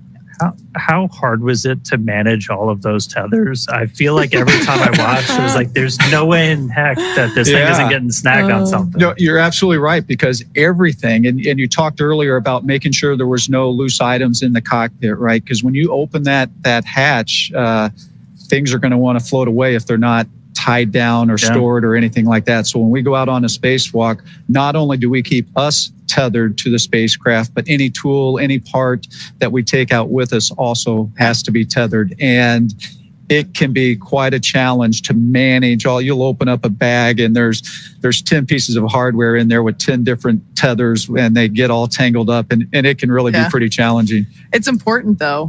We simplified that a little bit for this mission. We actually basically built in that tether into the umbilical, one of which you can see actually there floating under Jared's right arm. So not only does that provide airflow and comms and all the normal connections that we have in the umbilicals, but we also added that strength to provide that protection. Yeah, and the managing of that tether is extremely important because, you know, as they go out, if it can get tangled up, and you actually see Sarah there kind of moving around, right? It's very easy in this environment where you're floating. SpaceX Dragon EVA astral view complete through our in position for EVA start. Nice. Excellent. SpaceX copies crew in position. But you saw Sarah kind of move the tether out of the way, and the part of that is that's actually impacting Jared. SpaceX, you are go to command box trigger push to talk, all seats.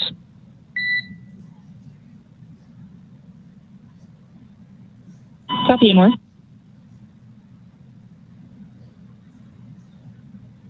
And so this will be one of the unique things about the spacewalk today. It'll feel familiar if you watch some of Mike's spacewalks. The crew is going to go over to what's called Vox. Push to talk is set. Go for com check.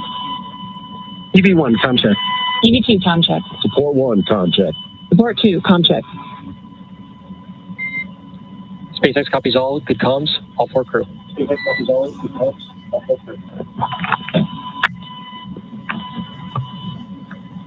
So essentially now all of our crew are on open mics. They can all talk and hear each other, and they can talk to the ground. And so you're going to hear a lot more chatter start to pick up.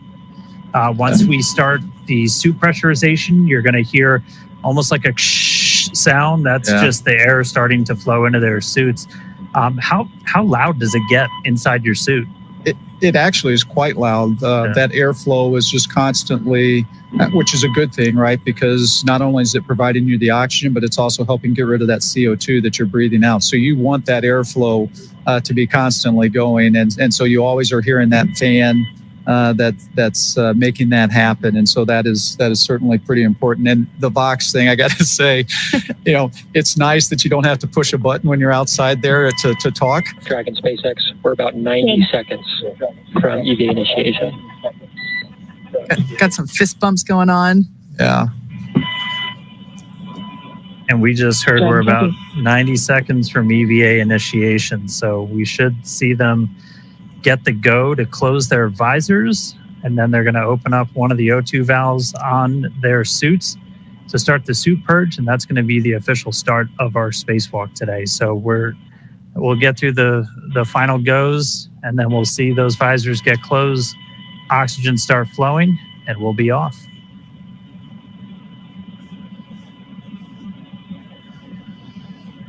I love how everyone looks so calm and collected right now. I think that's a great visualization of just all the extensive training that they've gone through to get to this point. This has been years in the making. I'm sure they're excited, but everyone's focused. It is an interesting time right now, right? Because one of the hardest parts I always found about Dragon SpaceX. SpaceX is go for spacewalk operations. Report visors down, ready for secondary O2 flow initiation, and crew is go for spacewalk. Verify your visors are closed.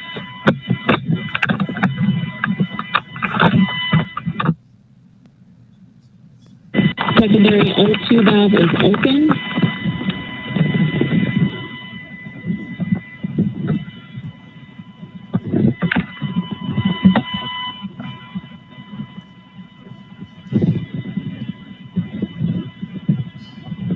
And that you are go for the EVA.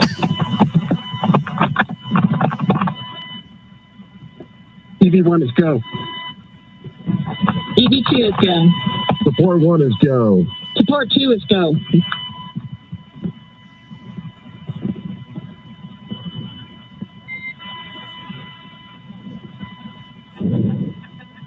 Dragon SpaceX initiating secondary O2.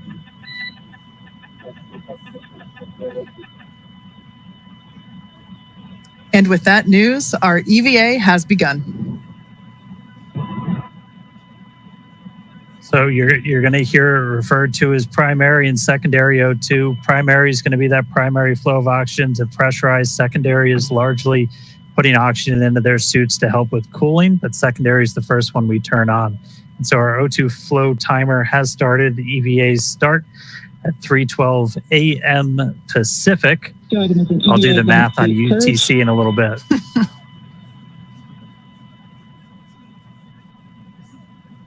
So this first operation, or this first step in the operation, is a suit purge.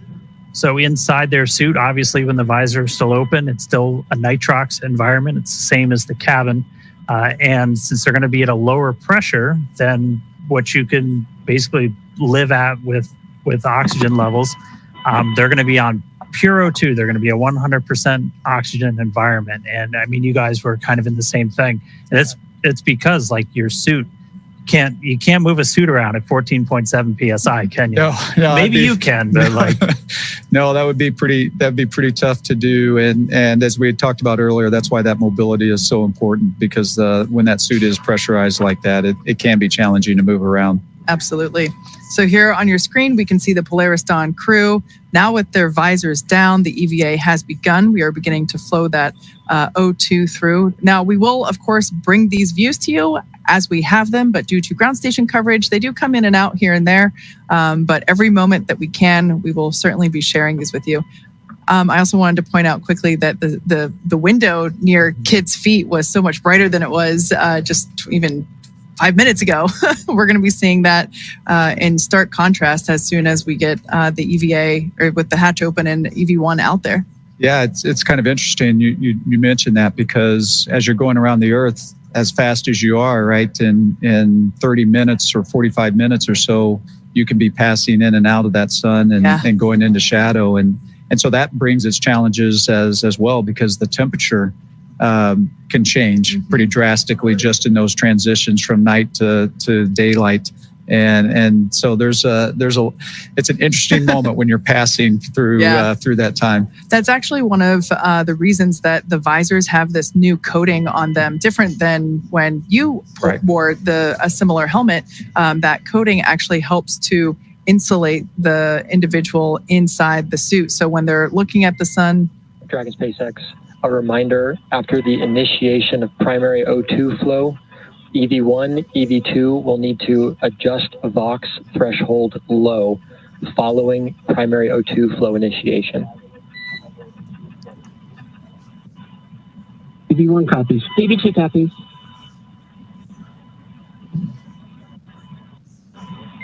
Dragon SpaceX, secondary flow purge complete. Close secondary O2 valves and report ready for suit pressurization. EV1 closed. EV2 closed. Port 1 closed. Port 2 closed. SpaceX Dragon is ready for seat pressurization. Initiating primary O2.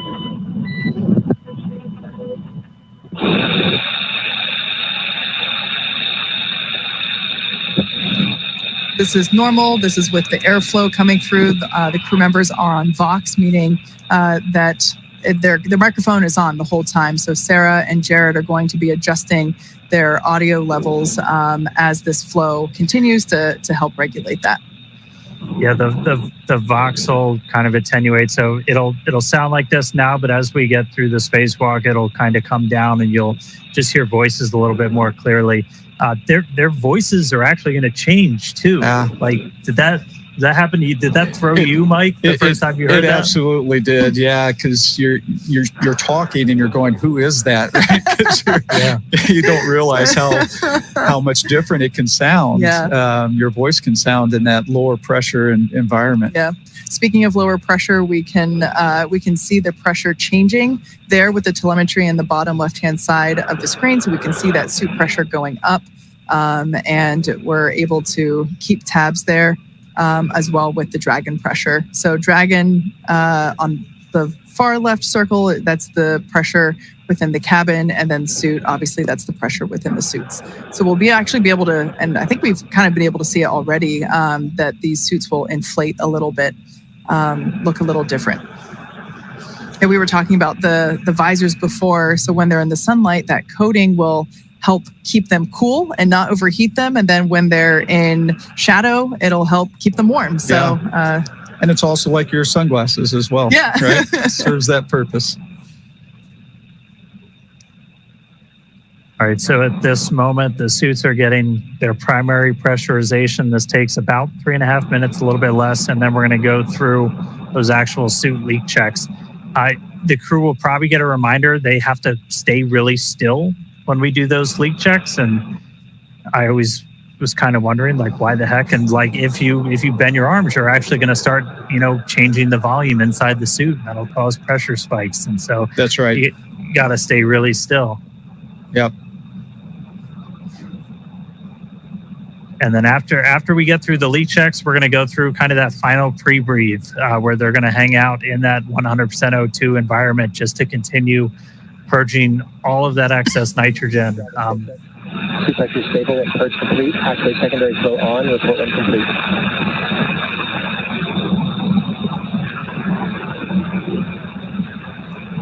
EV1 open. Port 1 open. Port 2 open.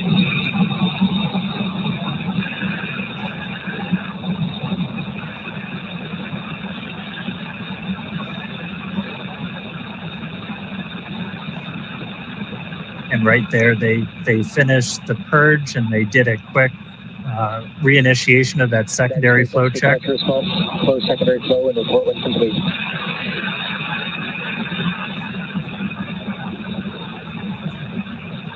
EV1 closed.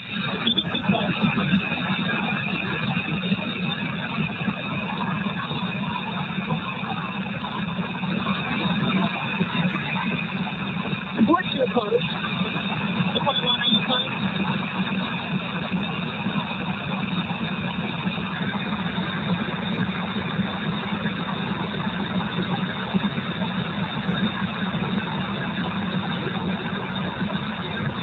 Support 1, SpaceX, can you confirm secondary flow closed? These handles that we see Jared holding on to, these were one of the additions or customizations for this mission that we talked about earlier.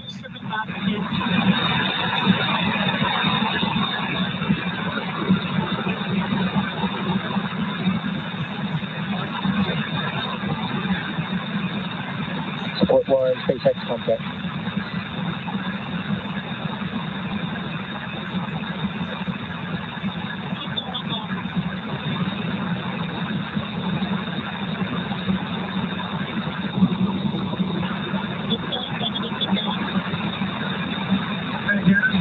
We got you. All right, copy. Got support 1.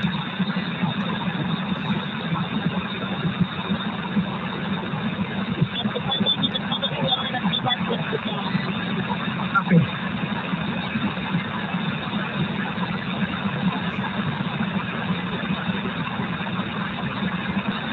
Dragon SpaceX beginning suit leak check evaluation and then still for the checks.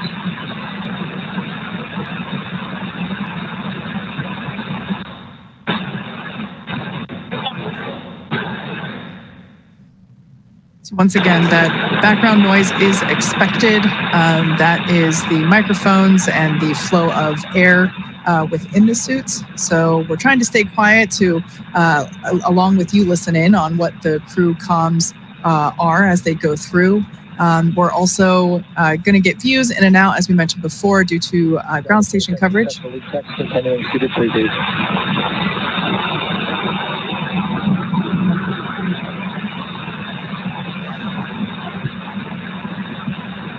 And it is a little bit tough to hear. We just heard, though, that we got 4 good leak checks on their suits, and now they're going to be in this final suited pre-brief. And so again, this is going to last about 19 or so minutes. And this is just to do kind of that final, get all of the excess nitrogen out. And we started pre-breathe just two hours after they got on orbit, just gradually lowering the pressure. And I mean, pre-breathe, that's something that kind of evolved over time with the space station. Where were you when you were doing your spacewalks? Yeah, so we were past the kind of the camp out phase of pre-breathe. That's how we used to do it. And it's very similar to what the Polaris Dawn crew has been doing over the last couple of days. We'd actually have astronauts stay inside the crew lock overnight at a lower pressure, just like they did when they first got on orbit. Now we've moved on to, we do it the day of. It still is a long day. We start about 6 hours prior to going out the door, but it's not 2 days prior. It's worth noting along the lines of training and how the crew prepared for this mission that all 4 of our Polaris Dawn crew members and some additional Polaris and SpaceX crew members actually went into a vacuum chamber and tested these suits out and spent a bit of time at lower pressure just to help learn what that feels like and get used to it. Well, and I think the other thing that's important about that is it's real, right? It's the first time that you're in that suit and it's actually a vacuum around you, right? And there's just something mentally that I think is important to put people through those moments before you actually have to experience the first time in space. Yep. We saw some of the unique ways we trained the crew for this. And I mean, training for space station spacewalks, I'm still really upset I never got in the pool. That looks like one of the coolest parts of being an astronaut is not being in space, but just doing some of this training. Yeah, Dan, I tell you, I can still remember the first time I stuck my head underwater, not in the suit, but for diving.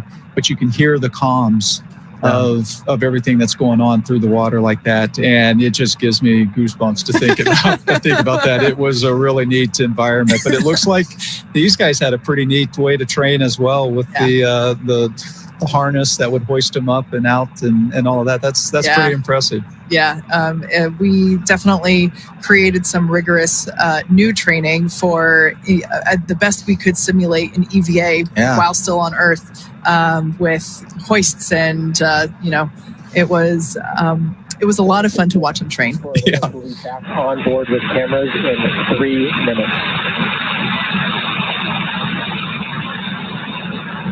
So our core just called up. We'll get views back on board in about 3 minutes. As Kate talked about earlier, we're using ground stations for our video coverage. All of our communication with the astronauts are through TDRS, so tracking and data relay satellites. So we'll have constant audio, but that video, we need those ground stations. But right now they're in that pre-breathe. That final pre-breathe still. We started our spacewalk about 13 minutes ago. We initiated O2 flow to the suits. That time was 3:12 a.m. Pacific, 10:12 UTC. I did some quick math. Took me 13 minutes to do it, but I did it. So once they're through this pre-breathe, we're going to start getting into some really exciting parts of the spacewalk.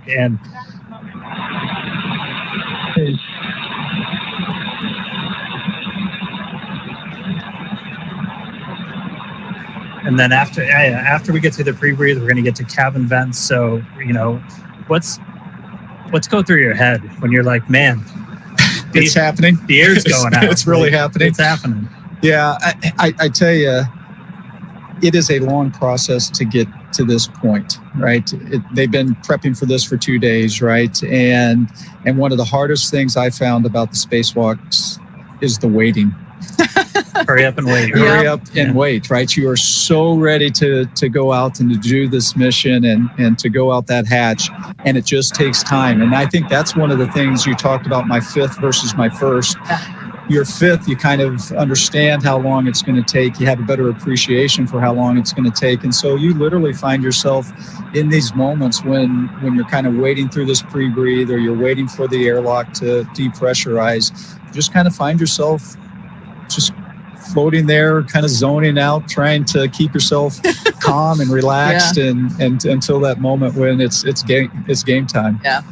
Just a quick mention, we're about a minute out until we get those views back inside the cabin. The view that we had previously was our Dragon tracker, which if you want to see where Dragon is, you can actually look that up as well. We have it on our website, spacex.com/follow-dragon. But yeah, just as a reminder, our crew, they are in their designated, or well, Jared's not, but our crew members, basically Sarah and Kid, have switched their seats for the EVA. Last time we were able to see inside the cabin, we saw Jared awaiting to open the hatch. So he wasn't in his commander's seat, but Sarah is now sitting in Scott's pilot seat, also known as seat 3. And then Anna is on the far left side, and Scott is on the, oh yeah, we can see it there, on the far right side. And also just a reminder, their call signs for these EVA operations, Anna being support 2, Kid being support 1, and then Sarah being EV2 and Jared EV1, representing that Jared will exit first, do his activities, which include just some mobility testing of the suit. And then Sarah will go out and perform the exact same testing once Jared comes in. Meanwhile, Kid and Anna will function as the eyes and ears. They will be performing their own list of operations during, or their own list of tasks during the EVA. So while Sarah and Jared are going to be the ones that are, partially egressing the capsule once that forward door is open, Kid and Anna will also be performing an EVA in their own right. That's right. And we talked about it earlier, first time 4 people exposed to the vacuum of space. There's a lot of firsts in this. That's going to be a really cool first, not just for us and Dragon. But we are going to be getting views back really soon. We're, again, just in that final pre-breathe step right now. And then we're going to start venting Dragon down to near vacuum. So we're going to have a couple of different valves that are going to open up, and the atmosphere inside Dragon is going to start going overboard out into the vacuum of space. Now, the crew, the ground, they can control, they can pause that cabin venting if they need to. We can pause and resume.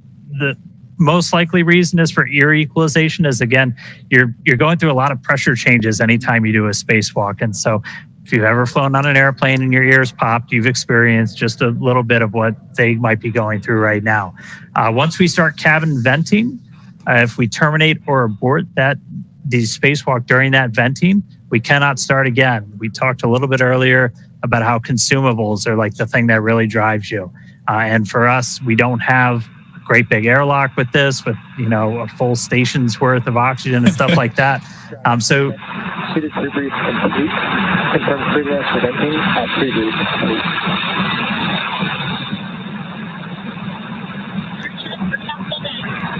EV1 go. One more go. Parking down. Copy, initiating cabin venting. There we go. That is great news. Exciting.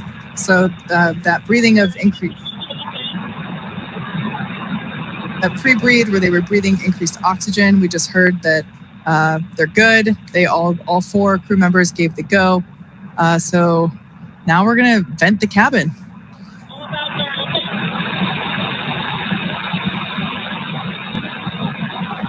yeah, in total, this will take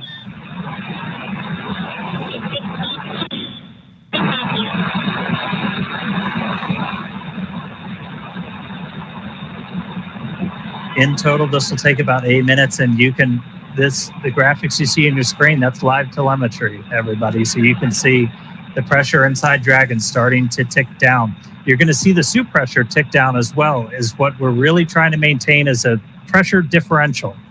And so with these suits, we're going to be hovering right around 5 or so. You might see about 4.9 to 5.1, 5.2. It'll be about 4.9, and then we'll probably see it go up a little bit when they reinitiate the secondary flow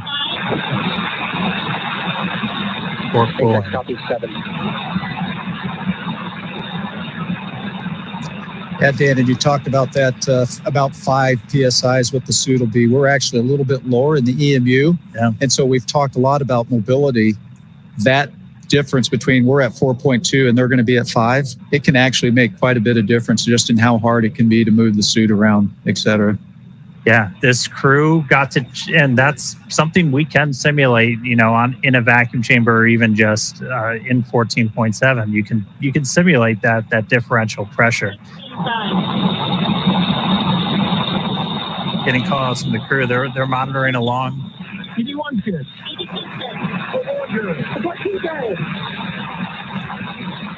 We're going to hear that chorus pretty frequently, where you do those kind of frequent, almost like check-ins. And I know you guys did something kind of similar where like you would have to pause and, check your gloves, that kind of stuff. We did. I will tell you, one of the interesting things watching this live right now, the difference is how quickly the depressurization is happening here versus what my experience was. And so you talked about being able to clear your ears and all that. You're not giving a lot of time for your ears to adapt to that lower pressure. So this seems pretty quick to me.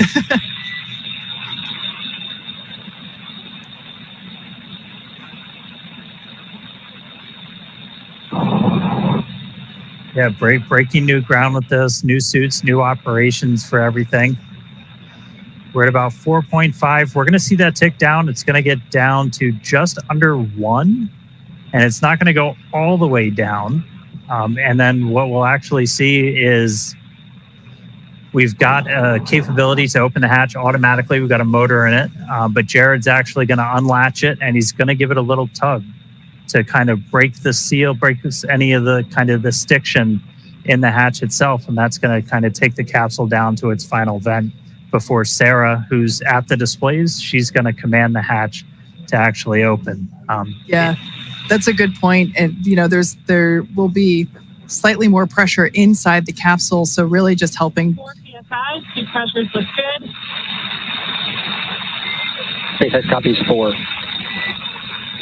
So Jared really can't open the hatch all in one fluid motion. So we will see him release that pressure slightly before being able to open it completely. And I think one of the important things, you guys, I think I talked earlier about you put some more restraint devices inside the capsule from when I flew on it. And that's extremely important because there's going to be some force that Jared's going to have to be pulling down on, and he needs to be able to anchor his feet somehow. Otherwise, he's going to pull and it's not going to go anywhere. And so the new restraint devices in there, we're going to see how important that's going to become here when he tries to open that hatch. Yeah, that's one of the things. That's why we have Skywalker out there. We've talked about how kind of similar to Gemini when they were first kind of stressing their legs, but important to remember, we've got that 50 or 60 years of spaceflight history that we're able to draw on. These are new suits. This is a new operation. This is to, work out all the kinks and really test this for the first time. But we're going into this with a whole lot more information than they had back then. We know you need handrails or it's going to get real hard real quick. That's right. That's right. Yep. We did also hear Dragon's moving into its EVA orientation. Essentially, we're going to point the trunk at the sun under 3 PSI. I think it's also interesting. You notice that the depressurization has slowed down a little bit, right? So as we get to this lower pressure, it's just taking it longer for that remaining little bit of air to go out through the vents. And EV1 com check. EV1 loud and clear. Loud and clear as well. And also hear the Vox starting to adjust its levels. Yeah. That flow of oxygen has not stopped, but the microphone's kind of adjusted and it's getting a little bit clearer. And yeah, keep an ear out. You might hear their voices start to like tenor down a little bit.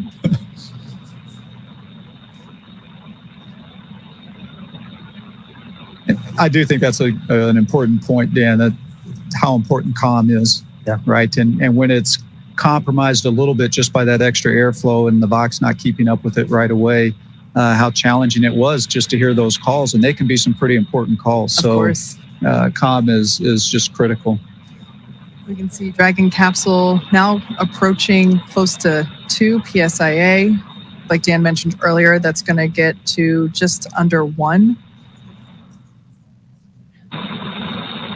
It's incredible to think that, the Dragon capsule in all of its power and glory and awesomeness, the new capsule is around their bodies, right? Yeah. That is what is going to protect them from the vacuum of space. And Just seeing how, even though it's puffed up and we know that it's, holding that pressure, it still looks so cool, for lack of a better word. Yeah, you really have 4 mini spaceships in there. I guess that means we have 4 aliens in there too. Yeah, that's right. Dragon SpaceX, less than 1 psi from hatch operating pressure. We have a TDRS handover in 2 minutes. We are going to wait until after the TDRS handover to command into hatch open prep. One copy.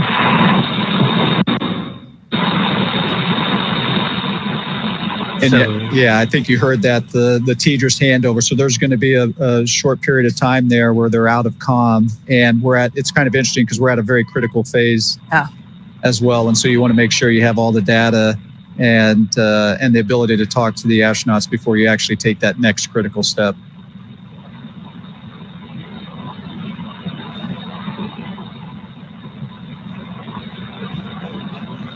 We'll see it. We're seeing that pressure continue to tick down. Dragon originally designed to be able to still operate in a vacuum. That was some of the emergency situations I know you trained for, Mike. We did make some modifications to this one to essentially turn Dragon into a functional airlock.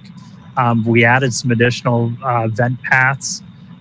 We do use like some of the same ones that you guys use to like pressurize the vestibule and stuff like that. That are actually in the hatch, but we've got an extra one in there to be able to essentially do that depress as quickly as we did. But we're gonna see that get down to a little under 1, and then we're gonna see Jared kind of jump into action. He's gonna unlatch the hatch, and then he's gonna give it a little pull to break the initial stiction, and then we're gonna be able to see Sarah. 1.5 psia. All suits look good. One copy. That's one thing to note, that while we have been progressing through this pretty quickly, we did have the capability to pause if any of the 4 crew members needed to, take a moment to, let their ears come to equilibrium or just kind of get comfortable again. We did have that option, but everything has been going really well so far. We haven't had to pause cabin venting. And if you're just tuning in, heck of a time to do it. We're about good timing. A little under 28 minutes into the spacewalk today, which again, that started when we started flowing O2 to the suits of these crew members. That was at 3:12 Pacific, 10:12 UTC. We just heard that Dragon's now in its EVA attitude. Handover complete.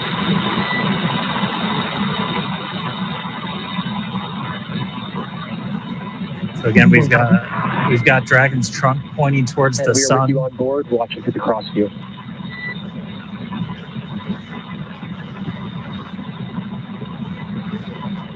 That was SpaceX core Arthur Berrialt, just letting the crew know that where the cameras are on inside and basically which camera is looking at them. It's so fun to hear Arthur's voice because he was actually a part of our mission as well. In fact, Arthur was an intern. Started out as an intern when we were first starting the training, and so now to see him as a core and is pretty neat. Very similar to Sarah, who also started as an intern. Yes, yeah.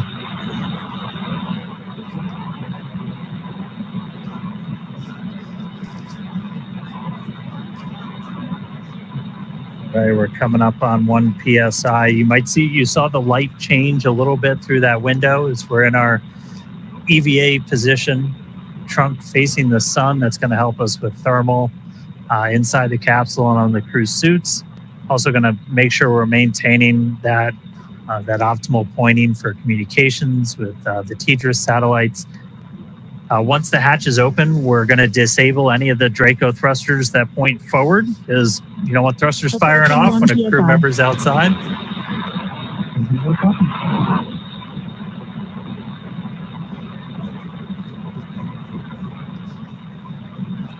We're at 1. You can see the suit pressure is ticked down too. There's about 4.7 difference between the suit and the ambient cabin there in Dragon. That umbilical that you see there, just to the side of Jared, that will continue to flow the air into his suit as well as provide telemetry and communications connection. That's also where we have the safety harness built in as well. So it's able to... Dragon SpaceX, cabin pressure below hatch operating limit. Stand by for transition to hatch open prep. Here we go.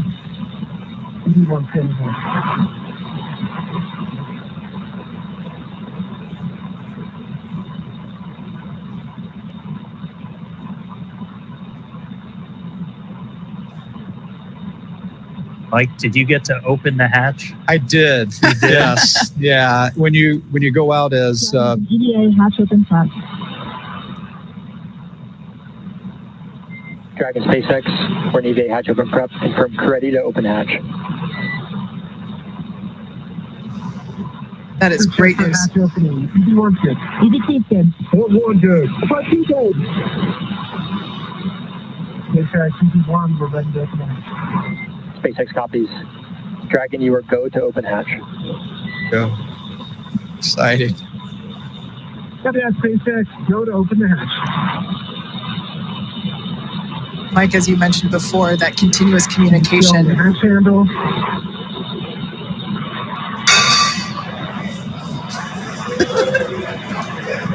As you can hear, we do have a crowd gathering outside of Mission Control here in Hawthorne. In their excitement, somebody dropped a cup. We can see our commander, Jared Isaacman, now turning the crank, which allows the that top hatch to open. We'll see him give it a pretty heavy... EV1, hatch is visually indicating open. SpaceX copies. Stand by.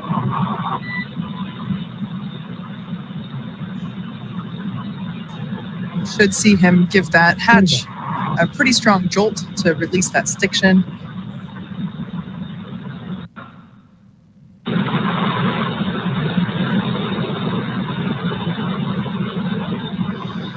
Hatch is now unlatched.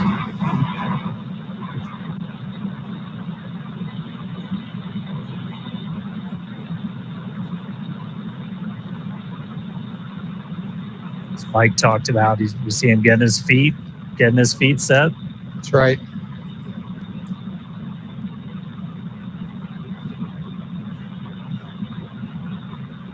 Dan, you'd asked if I'd gotten open the hatch. So when you go out as EV1, just like Jared here as EV1, that's typically the role for you is to open that hatch. And you guys have to draw straws, fight over who gets. It's exciting. It is. It's very exciting. Yeah. For those of you that have just recently joined, as you can see, we have successfully depressurized the Dragon capsule down to 0 PSIA. You see that in the bottom left corner of your screen.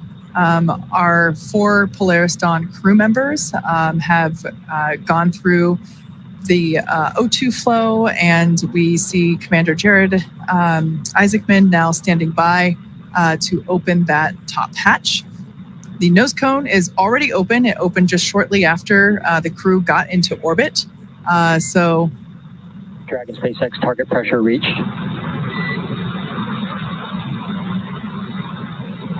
Copy that, SpaceX. I'm unseating the hatch now. Jared now opening Dragon Resilience into space. So you saw some motion on the hatch. Again, he's just giving it kind of that initial tug. And then Sarah gets to push the button to swing that hatch open.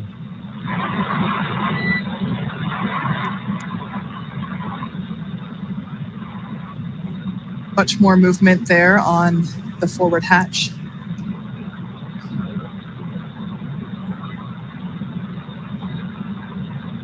This must be pretty exciting for Jared because that center part of Dragon SpaceX, that's a good brace. We're going to have you repeat the operation. Center of the hatch actually has a window. SpaceX, the hatch is unseated. Copy. Let's give it another pull. The hatch is several inches concentrated on green light. Copy. We see it.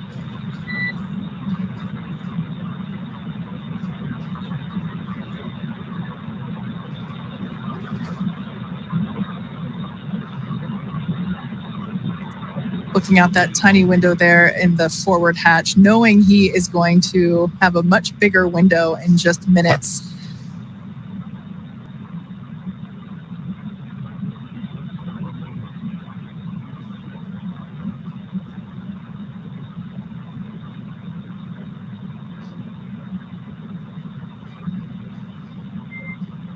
Dragon SpaceX vent complete. EV1 return to seat. And EV1 copies, transitioning back under the display.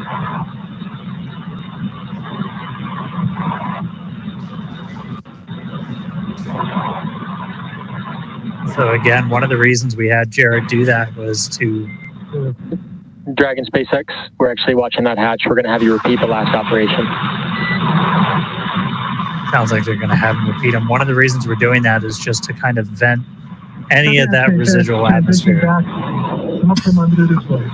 And EV1, you are go for manual hatch open. Sounds like we got our first audible of the day. As we said, that we can open the hatch. Opening the hatch manually. We could open the hatch. We could open the hatch automatically, or we can do it manually. And so they just gave Jared the go to open that hatch manually.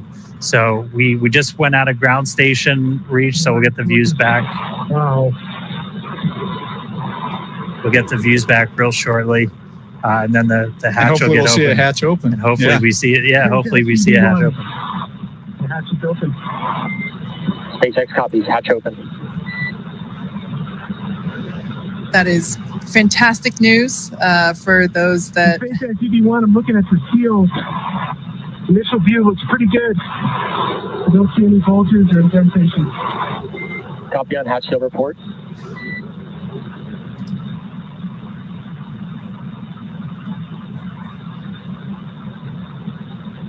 Yeah, that seal that you just heard him talking about, it's such a important part for the end of the EVA, right? So that when they close that hatch again, you get a good...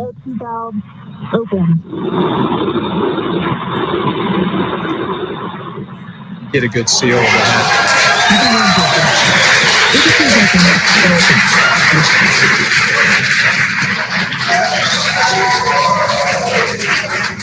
EV2 SpaceX, can you command open forward hatch? This is going to stall it open. There is our first view of the forward hatch, wide open to space. Forward hatch.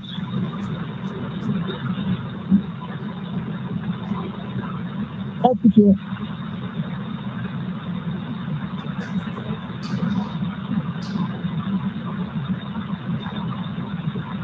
If you just jumped in, we are 38 minutes into today's spacewalk, and the hatch is open on Dragon. First view from a helmet cam, looking out. Dragon SpaceX, we see it stalled. EV1 is go to continue.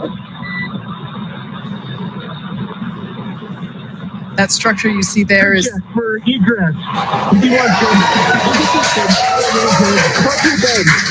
SpaceX EV1, I'm transitioning back from under the display. SpaceX copies, we're with you in your helmet cam. Once again, this helmet cam, that structure we see is the spacewalker. This is Jared now egressing through the forward hatch of Dragon Resilience.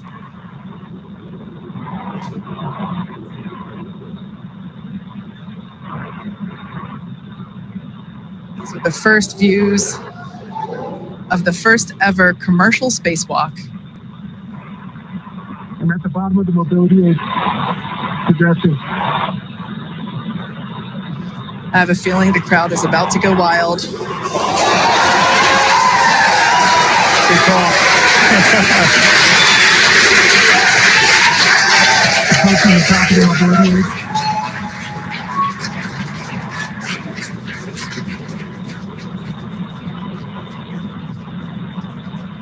SpaceX.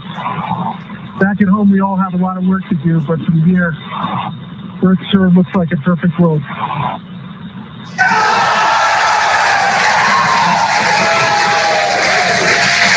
right, SpaceX. EV1, I'm going to step into Test Matrix 1. Single-handed mobility demonstration. Commander Jared Isaacman now emerging Copy, from... review Test Matrix 1, watching from the nose cone.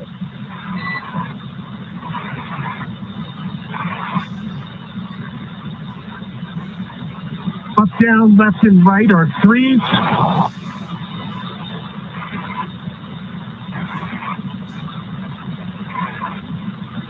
Pitch and roll are 3. Yaw is a 2. Switching. Single-handed operations are fine. Static and with dynamic disturbance. Switching to left hand.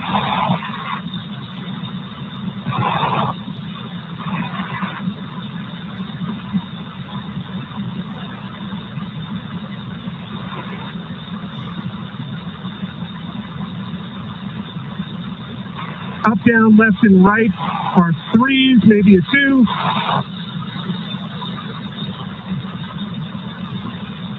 Pitch is a 4. Roll is a 2. Yaw is a 2. So these are the suit mobility checks that Jared is Single-handed performing. operations, dynamic and with disturbance are all adequate. Test Matrix 1 complete. HUD check, 5.3 PSI, 48% RH, 33.9 Celsius. SpaceX copies Test Matrix 1 and HUD readout.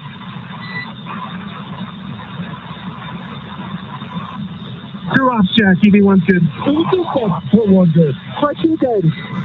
Okay, stepping into vertical translation. We're going to start with the horizontal bars.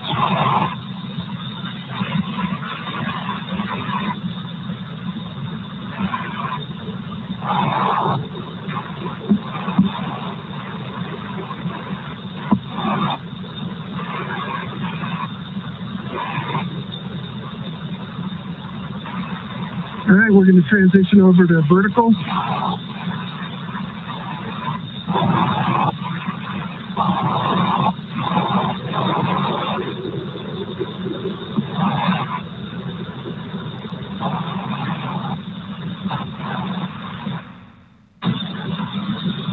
I'd say vertical and horizontal are equally workable, slightly favors horizontal. I'm going to do a max reach. Left hand's at the top of the mobility aid. At the midpoint. You have good video?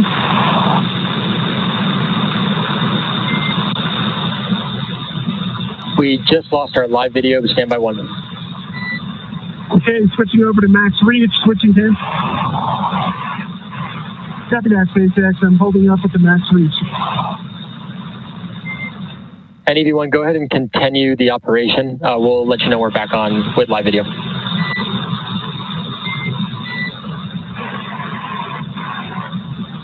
Copy that. And for your awareness, max reach, levy aid, and the mid bar. Next, Test Matrix 2 is complete. HUD readout, 5.3 PSI, 33.9 Celsius, 50% RH. Copy, Test Matrix complete and HUD readout. Crew ops check, EV1's good. EV2's good. We're good. R2's good. Stepping into Test Matrix 3, hands-free demonstration. EV1 SpaceX for ingress time. Go, SpaceX. Recommended ingress time of O2 flow plus 7 minutes. Copy that. Ingress time, 7 minutes. And Dragon, we're back on live video from the nose cone. Copy that, SpaceX.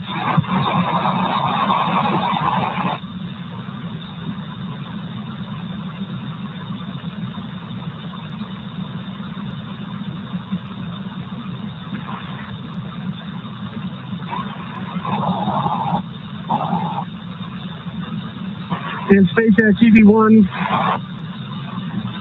I would say the hands-free demonstration is very comparable to the trainer. in terms of the foot restraints. SpaceX copies. And EV1, when you have time, if you'd like to return to the reach demonstration, we'll take a look at that with the live video. After that, test matrix 3 is complete. The HUD readout is 5.3 PSI, 47% RH, 33.8 Celsius, and stepping back into max reach. Copy test matrix 3. And as you can see, top of the mobility aid. And let's get a quick crew off check. EV1 said, I'm good. What you did? Copy that. Okay, max reach, whether it's left or right hand, seems to be about the same. Top of the mobility aid, and then the mid-row. Copy, we see it. Checking up from the bottom.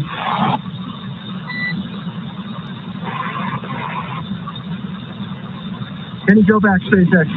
Negative. We got about 1 minute until EV1 ingress. Copy that, 1 minute.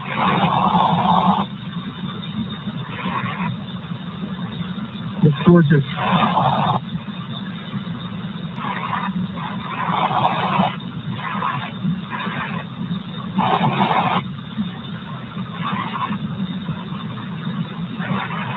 You want to see advised to get the ability to run reverse close.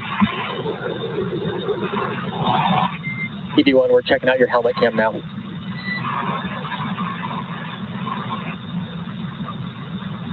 Well, I'm checking out your nose cone right now. And looks pretty good. Copy, we're turning nose cone. See you looking at us.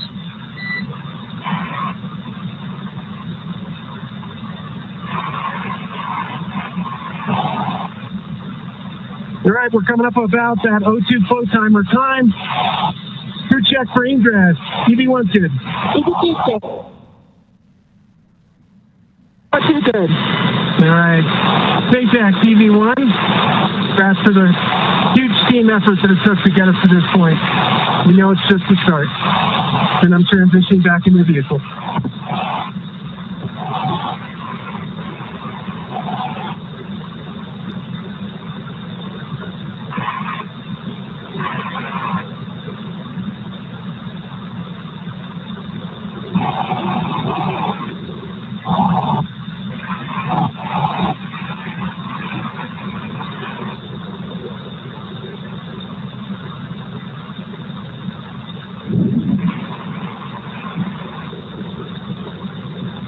And SpaceX EV1, just taking a quick look here at the hatch shields. From what I can see so far, they look pretty good. Copy on the hatch seals and stand by for transition to 3-off reset.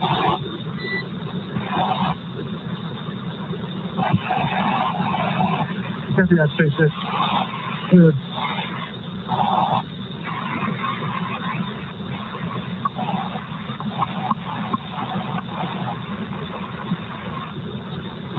And EV1 is clear.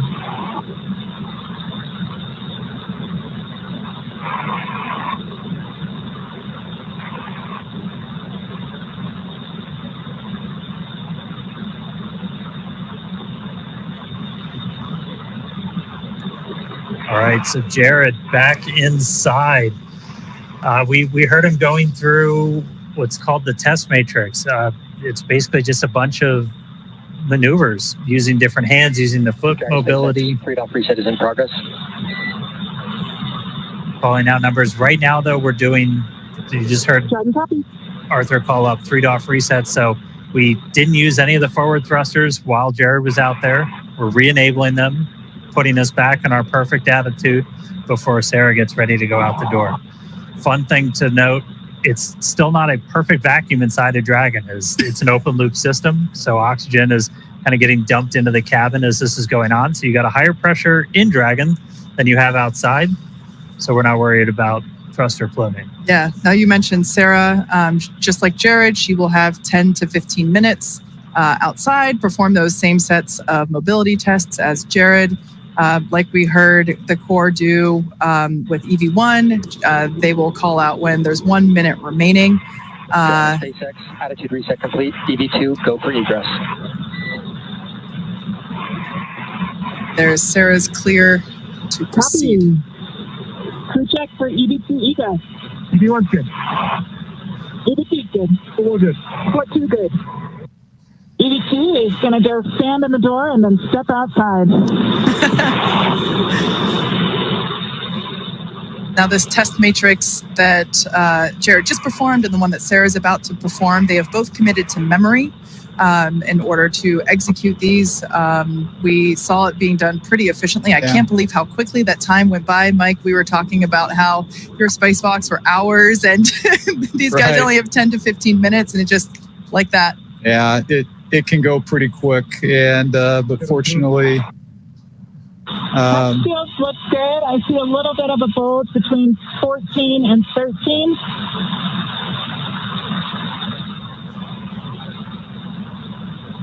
so you're hearing Sarah call out some more of the seal check there as she's exiting out.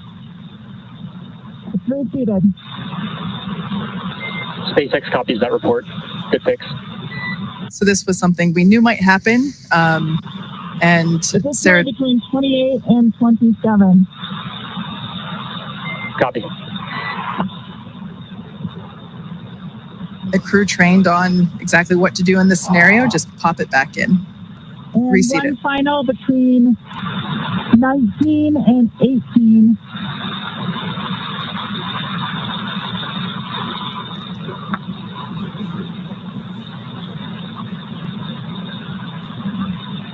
That might be best reseated with hatch closure. SpaceX copies. Can you repeat the location? After EVA complete.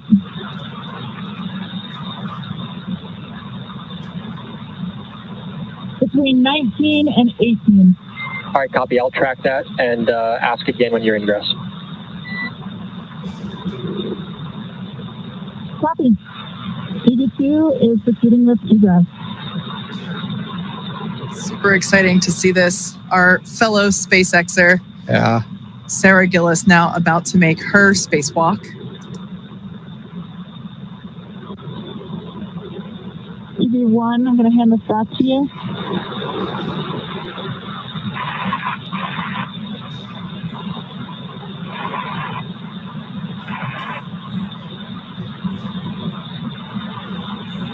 Like we mentioned, Sarah will be performing the same set of mobility tests. So we will do the same. Try to stand by and listen to those comms.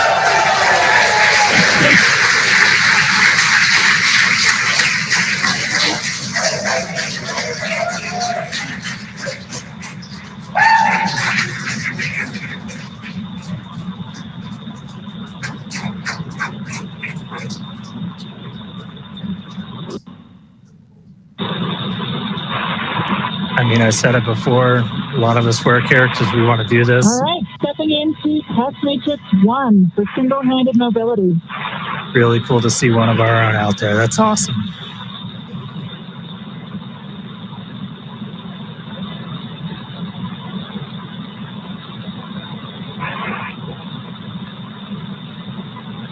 And EV2 for awareness, we're watching from the nose cone.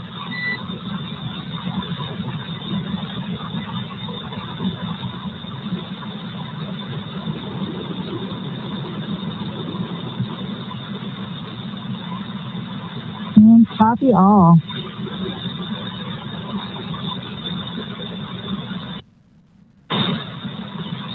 I would say in all three translation axes, I'm having certainly cross-coupled movements. Forward, back, I am inducing a bit of a roll.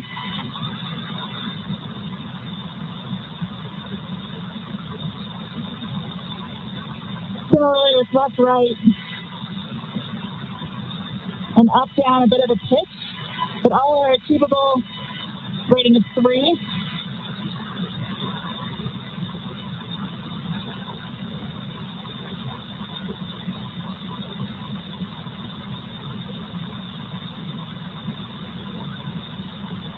Yaw is a 3.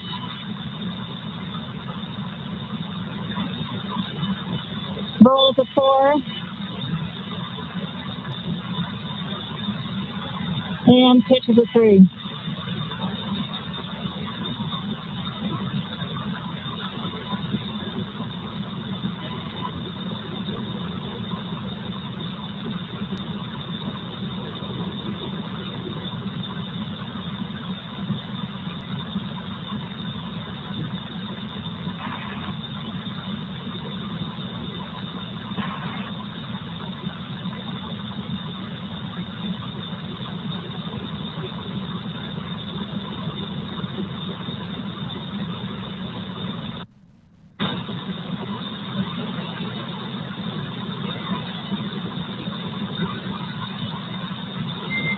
source from left hand.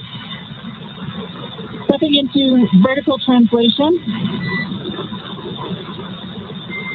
SpaceX copies. And EV2 for awareness, we're tracking an ingress time at O2 flow, 5-9 minutes. Copy, 5-9 minutes.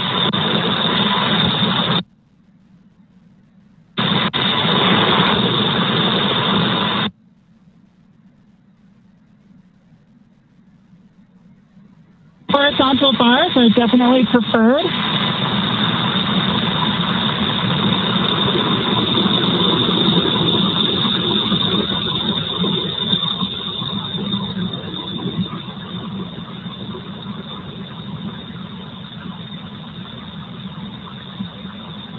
And I'm adequately able to stabilize my body with single-hand disturbances.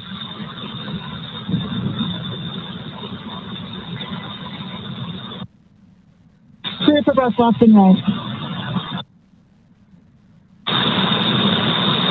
Stepping into max reach, do you have visual?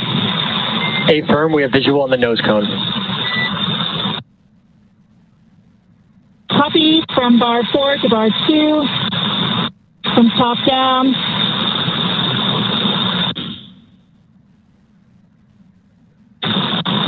And similar reach from bar 2 up to bar 4. SpaceX copies reach. And EVA test matrix 1 complete. Seat pressure 5.25, 33.8 Celsius, 37% humidity. SpaceX copies HUD readout and test matrix 1 complete.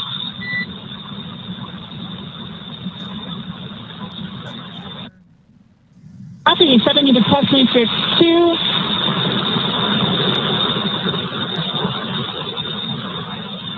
Like we mentioned before, views going in and out due to those ground station coverage gaps. Yeah, we comms are Some of the same. comms are through satellites, but we've got ground stations for video on Dragon. As you can see on the tracker, we just flew over New Zealand. We're about to go right over the middle of the Pacific. No ground stations in the middle of the Pacific. Forward are actually pretty good.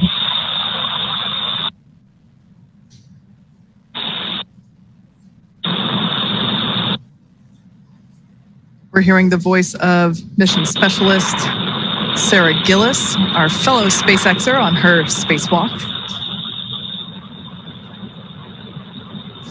She's got about a minute left, and then she's going to start heading inside. And Let's see if with a little more work, I can actually get between almost bar 1 and bar 4 on max reach. SpaceX copies.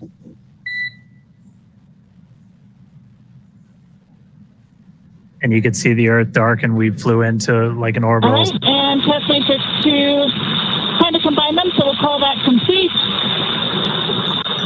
Sea pressure 5.27, 38% humidity, 33.7 Celsius. SpaceX copies, matrix complete, and HUD readout.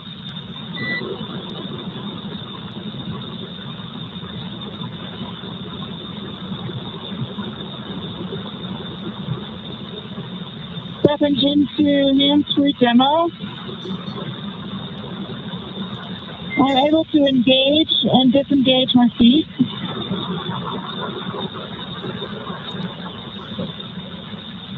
Copy that, DB2. And once you are able to engage, disengage, we'll actually have you start ingress. We're just over 5-9 minutes O2 flow.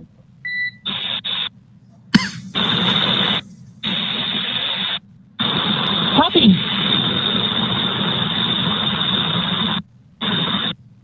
With that, EV2 is proceeding with ingress. Pre-check for ingress. EV1's good. EV2's good.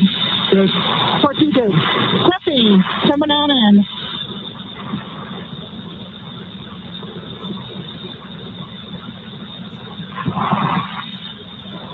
All right, and just like that, Sarah's going to start making her way in. Check those hatch seals again. SpaceX copies on striker plates. And EV2, I have one more ask for the hatch, if you can check that out as well when ready to copy.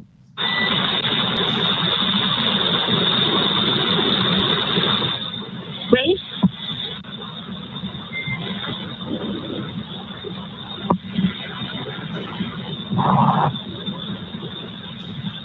Ready, copy. Copy. And EV2, what I'll have you do is when you ingress, can you get eyes on the hatch handle mechanism and see if the handle has been stowed in the do not stow window and report if you can see that?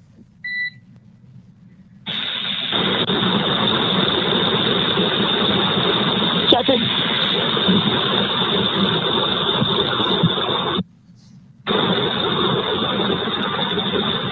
I think it's just outside. Copy, just outside. Thank you. Just outside the range.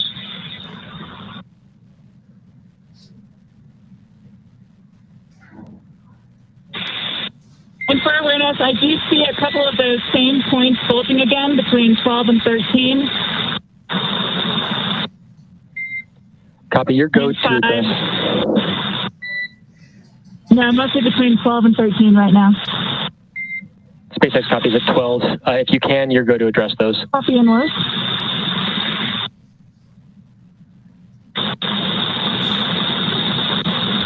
These numbers being called out represent the location around.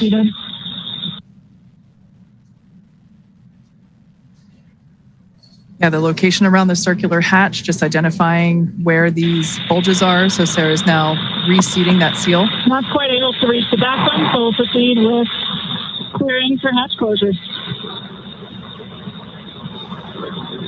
Just like that, we're already hearing about hatch closure. It's incredible that these two EVAs, just in 2 blinks of the eyes, are... ED2 is clear of hatch, please. Two checks.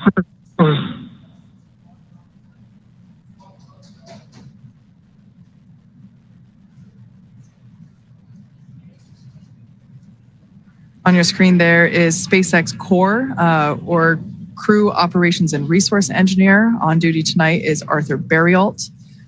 This is the voice to the crew throughout their operations. Of course, you know, everyone has to sleep, so we have different shifts for Core. But Mike, your time in Dragon. Driving close. You're good? Copy. Deploying handle.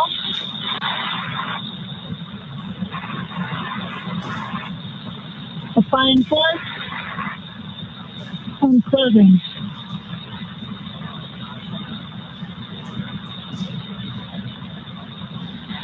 Once we get ground station coverage, again, we will be sure to bring you views within the Dragon capsule. But right now, Sarah is closing the forward hatch.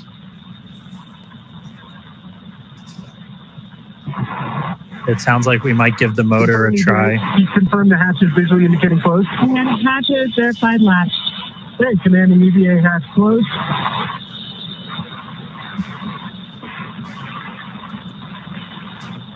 EVA hatch closed. All Dracos enabled.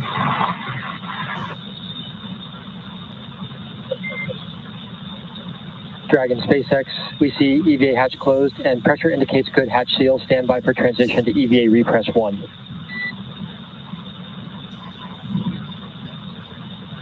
And EV1 copies. EV1 check secondary O2 valves closed. Copy.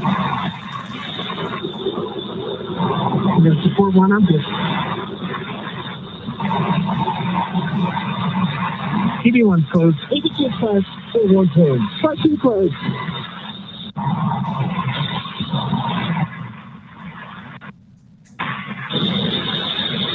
So a couple of real big moments right there. Sarah was able to make sure. We're in EVA repress 1. We copy secondary flow is closed and agree. EVA repress 1. She was able to make sure that the seals were in good spot. We got the hatch closed. You can crew, see. We're out of a half PSI for 8.3. See the pressure starting to tick up.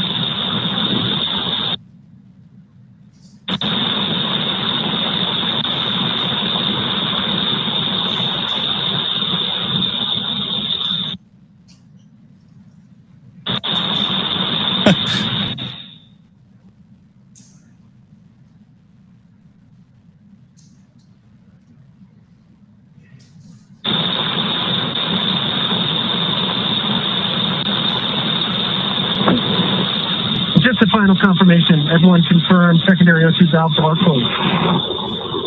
EV1's closed. EV2 closed. Forward closed. 14 closed. Copy that. And we're through 1 for 8.3.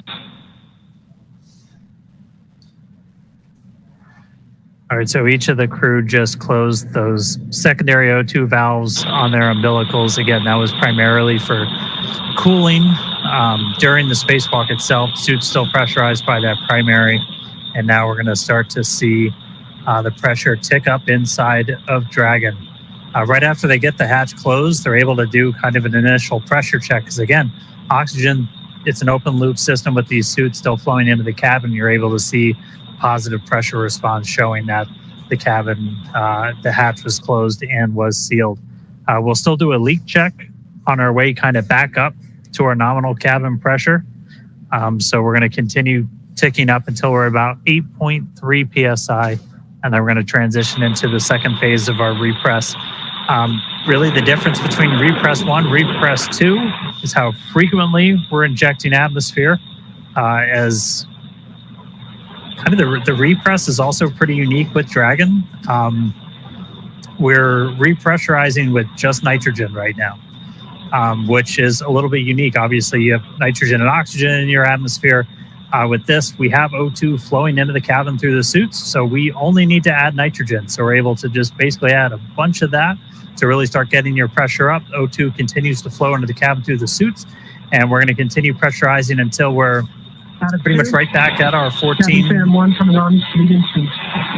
Right at about our 14 or so PSI. And we're also looking at what the partial pressure of oxygen is, because we want to make sure the crew takes helmets off and everything, that plenty of oxygen in the cabin. And then we're going to change that injection rate to just help with the mixing. Is microgravity, everything's harder, everything's on hard mode. And you don't just have natural convection. So space station, I think I've heard it a bunch of times, Mike, like you just constant noise of fans. That's right. Almost. Yeah, there's, you've got to continually recycle that air. And one, to help get rid of the CO2, right? Because as they're taking in that oxygen, they're breathing out the CO2, and we need to get that out of the system, which is another important reason to have that air constantly circulating. Yeah. Man, that felt really quick. It did. That was really cool to see them outside for the first time. And what they were actually doing out there is a bunch of pretty simple tests as it looked, but like this is just learning how the heck do you move, because like just moving around in microgravity is tough, right? It is tough. Dragon SpaceX, we're about 2.5 minutes from Tedra's handover. EV1 copy. Out of 3. Yeah, that movement is tough, and there is a big difference just of moving around when you're in your short sleeves like we're inside the capsule, and when you put on that spacesuit, it's much more challenging to move around with that on. Yeah, and what they were really doing was just kind of like you put your hand on Skywalker, and then you're changing your pitch, you're doing translation up and down and everything. And then the one that I think is kind of cool is max reach, because like just going like that is, not easy. Yeah, and I think one of the other things I thought was interesting is you heard, I think it was Sarah, talk about the horizontal rail versus the vertical and how much easier that was for her to grab onto or utilize versus the vertical one. So simple things like that, for us, it's not a big deal. Yeah. But out there in the vacuum and in the microgravity environment, it does become a much bigger deal. And you and Dan and I, we've never been in space, so we certainly appreciate all of your expertise that you'd be able to share with us throughout this morning's operations and contributing your 2 cents. Yeah, no, thank you. It was great to be here. Just an incredible moment, not only for the Polaris Dawn, for all of SpaceX, and really for humanity, because it's just one of those small steps that's taken us that much closer to being that interplanetary species. So thank you very much for having me around. Our pleasure. You're welcome back anytime. Excellent. All right. Good to see you, Hopper. Yeah. Thanks. Bye-bye. All right. So repress is continuing. We're a little over 4 PSI right now. Again, we're going to keep that going up until we're a little over 8. And then we're going to change our repress rate. We're basically just going to be injecting nitrogen for shorter periods of time. That's just going to help that atmosphere mix as we get the crew kind of back up to their normal cabin atmosphere that they haven't actually been at for the last couple of days, because we started this whole process like right after we got on orbit. Yeah, it was almost like we launched them and gave them 2 seconds to acclimate and enjoy their cute 0G indicator, and immediately stepped into the pre-breathe in order to prepare for today's activity. And really, like you said, let them acclimate and let their bodies adjust. And, the success of that really was demonstrated today by the fact that we were able to step through all of the steps today without having to take the optional and available breaks to allow the crew members to adjust during... Oh, sorry, I thought we were going to get something there. Yeah, we're Vox getting coming in. The teeter is sending out, so we'll get it back. But. Just the fact that the all 4 crew members were able to just go right along and didn't have to pause as the option was available. I think it's a testament to the preparation that they did before and during. You're on check. EV1 good. EV2 good. 4 good. Part 2 good. Just heard a quick check-in from them. So we're going to keep counting the PSI up until we get to about 8. We are going to do another leak check on the way up to our nominal cabin pressure. As you introduce atmosphere, you're introducing temperature changes, not just pressure changes. And so we'll get to a nice, pretty stable point when we're at 8, and then we'll let it hang out there for a couple of minutes, let the thermals kind of cancel out. That'll take about 5 minutes to do that. This obviously has to be done to make sure we've got a really tight seal with that hatch, as before we let crew get out of their seats, move about the cabin, anything like that. I want to make sure Dragon is fully recovered. We just use Dragon as an airlock. Yeah, and actually the info that you were talking about, you see it there on your screen live with that telemetry there in the bottom left and bottom right hand corners. We can see the Dragon capsule and the suit pressures continuing to rise. It is incredible that we've only been in the EVA for 1 hour and 13 minutes. It flew by so quickly. On cabin pressure approaching 1 psi on PPO2. I'm sure for Jared and Sarah, it flew by even quicker. Yeah. We just heard Jared call down. We're coming up on 1 PSI for PPO2. So what we're really tracking before we give the crew the go to get out of their suits is both the actual, just the straight up, what the absolute pressure is inside, but also what the partial pressure of oxygen is. We want to make sure you don't have a hypoxic environment inside. Basically, you want to get them. They're going to be pretty much right back at the atmosphere that we're walking around in right now before they get their suits off. Our EVA clock's going to continue to count until we hear the call for EVA operations complete from our core Arthur Burial. That's going to come once we are done with the repress operation. We'll see a couple of other things happen with the suits. They'll do kind of a final washout of the pure O2 environment in the suit using nitrox before they get out. Nitrox being that same air mixture that you have in your scuba tank. If you've got any scuba divers out there, that nitrogen-oxygen mixture. Nope, still just air. They're just going to keep psyching you out.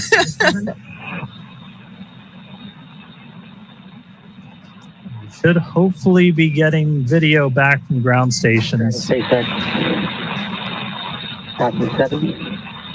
Stand by for transition to repress 2 at 8.3.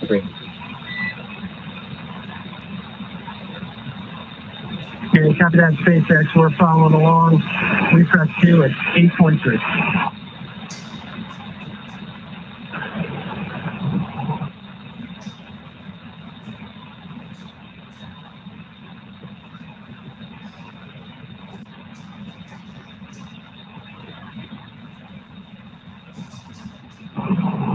Yeah, so once we transition to repress 2, once we're at about 8.3 PSI, we'll stay there for about 2 minutes. And then once the cabin gets up to 9, we're going to pause the repress and we're going to do a cabin leak check. This is another kind of critical check. We did the initial one after they closed the hatch, where you're able to do just kind of a, let's look at the pressure. Is it increasing at the rate we expect inside Dragon? Yes, it is. And so we were able to confirm that seals and everything looked good. We're going to do another leak check now that we've got more pressure inside Dragon, just to really make sure that we've got a good seal on that hatch before we finish the operation. Coming up on 8.3. We should be hopefully just about a minute and a half or so away from ground station, so might get those views back inside of Dragon. Yeah, it would be great to see them post EVA. Now, just like when we were depressurizing the capsule, there was the option to pause. EVA repress 2. Crew ops check, EV1's good. We're good. What you did? And yeah, that comms that we're hearing. Half PSI before we get to the leak check. Dragon SpaceX with you, monitoring for leak check at 9 PSI. The continual checks with all 4 crew members to make sure that everyone is good.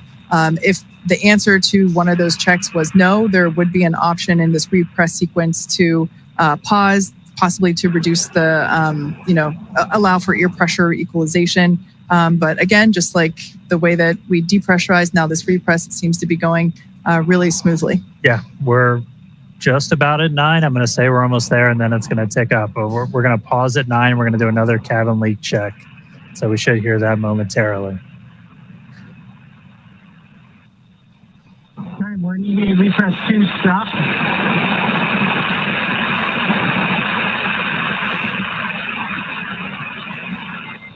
Dragon SpaceX is with you in EVA repress 2, stop. Waiting 5 minutes for thermal stabilization. Yeah, we're copy that, SpaceX. We're tracking. And since your awareness, we do a positive refresh rate. We're 30 seconds into the recheck.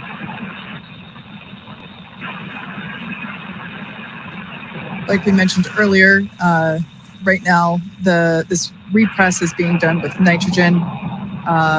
Once we get your awareness, PPO2 is 1.35, halfway there. The suits are still flowing that oxygen, and in a few minutes we will begin to flow. We'll do a flush of nitrox into the suits.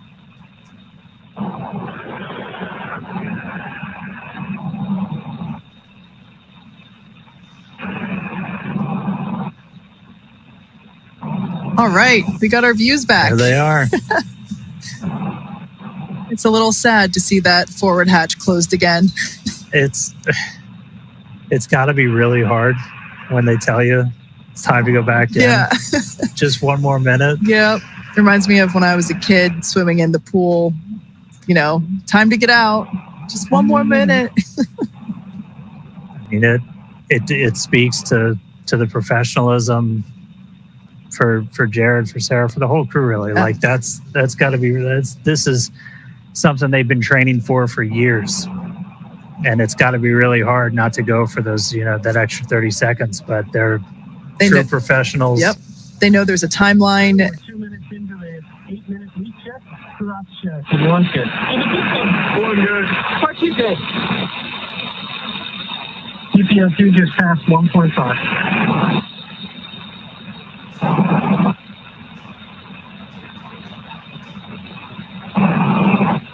We're a couple minutes into our leak check. You're seeing the pressure continue to tick up. We've stopped the nitrogen injections, but again, oxygen coming out of essentially a vent line on those suits. And that is why you're going to continue to see the pressure tick up. You heard Jared call out the PPO2. That's gone up. That's your partial pressure of oxygen. We're looking for that to get to over about 2.6, a little bit higher. And then our final actual, just ambient pressure inside Dragon is going to be right around 14.4 or so. And I mean, that's a little bit lower than what we're walking around in now. But if you're at a little higher altitude state in the country or something, that's what you might be sitting in right now in your house. And they haven't been at that pressure since they left her. Yeah.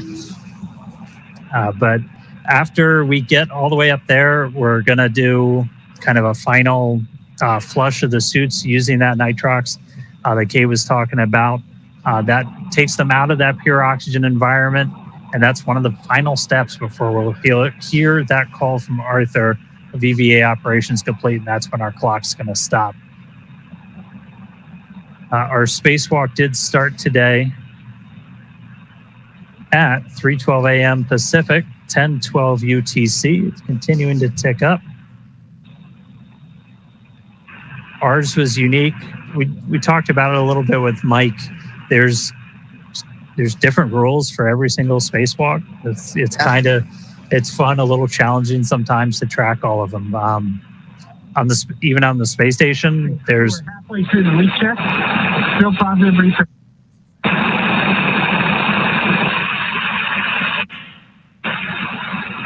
We're about halfway through the leak check, so we got about 4-ish minutes left.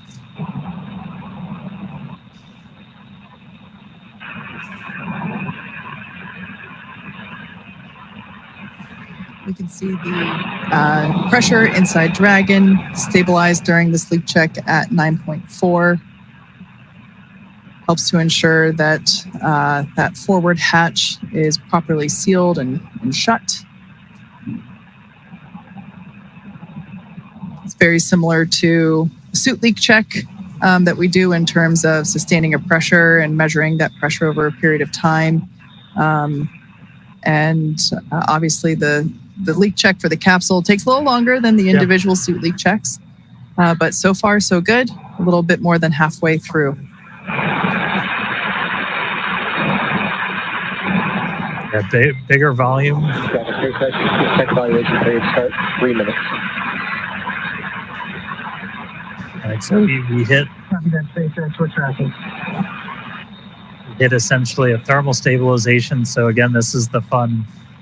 I think it's chemistry. I'm not sure, but like as you're raising the pressure, you're changing the thermal environment inside the cabin, so temperature goes up. Your temperature goes up, your pressure can go up. So you wait for all of that to kind of equalize, and once that gets at a steady state, you can do a real no kidding pressure check on this hatch. And so we're underway with that. That's going to take a couple of minutes, and then we'll hear the results, and then look to resume with the repress. It'll slow down a little bit for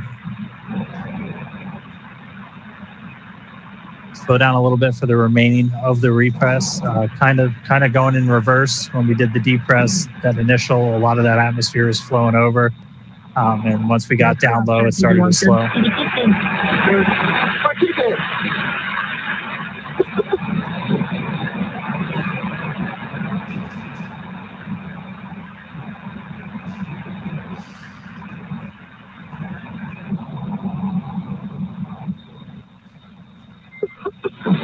Really enjoying these in-cabin views. Everyone. Dragon SpaceX for awareness. This leak check is looking good so far, but we're still going to wait the full 8 minutes. Yeah, copy that, SpaceX. We're tracking. Sometimes it seems as though the feed freezes just because everybody's relaxing as the... We're coming up on 7 minutes in the leak check. 9.7. CPO2 is at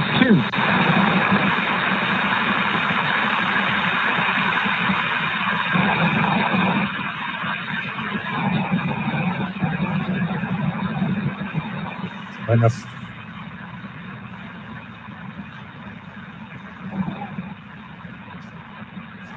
The final minute of our leak check.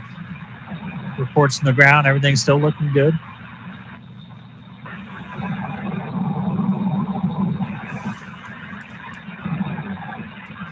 Jared report down that partial pressure of oxygen right at about 2. Once that gets to about 2.6, we can essentially stop flow of that pure oxygen to the crew suits. Is like 2.6 is right where we want to keep it when we're at our final pressure. Dragon SpaceX, successful leak check. Stand by to restart or repress.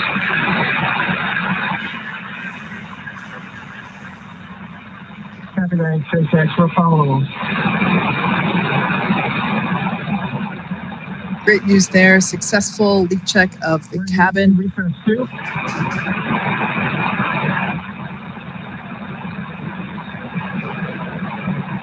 All right, crew, we're in EVA Refresh 2. As a reminder, EVA Refresh 2 will complete when either PPO2 reaches 2.62 or cabin reaches 1 atmosphere. Right now, we're coming up on 10 psi for cabin pressure, and PPO2 is 2.2.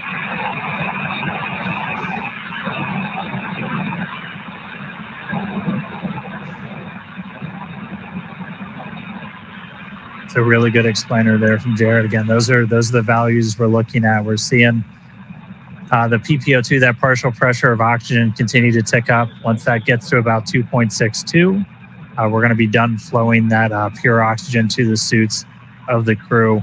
And then eventually we're going to get to 1 atmosphere. It's about 14.4 is our target for today. And then our repress will be complete. So this will go a little bit slower than the initial repress. This could take up to about 20 or 30 minutes, even in some of the times that we simmed it. You don't want to introduce them super quickly to a higher pressure. Anytime you're doing pressure changes, as gradual as you can make it, the better. And that's why we have like the built-in holds that we talked about that the crew can do. Exactly. These are opportunities for the crew to pause the repress and just allow themselves to come to equilibrium. Words are hard. Words are really hard right now. It is. And we haven't had to utilize 2.3 PPO2, targeting 2.62. Cabin pressure is at 10.3. If I was a betting man, I'd say we get to the PPO2 threshold first. At that time, O2 will switch to nitrox in the suit. All right, good news there. And crew up check, give me 1 2. Granny SpaceX, we concur with EV1 call.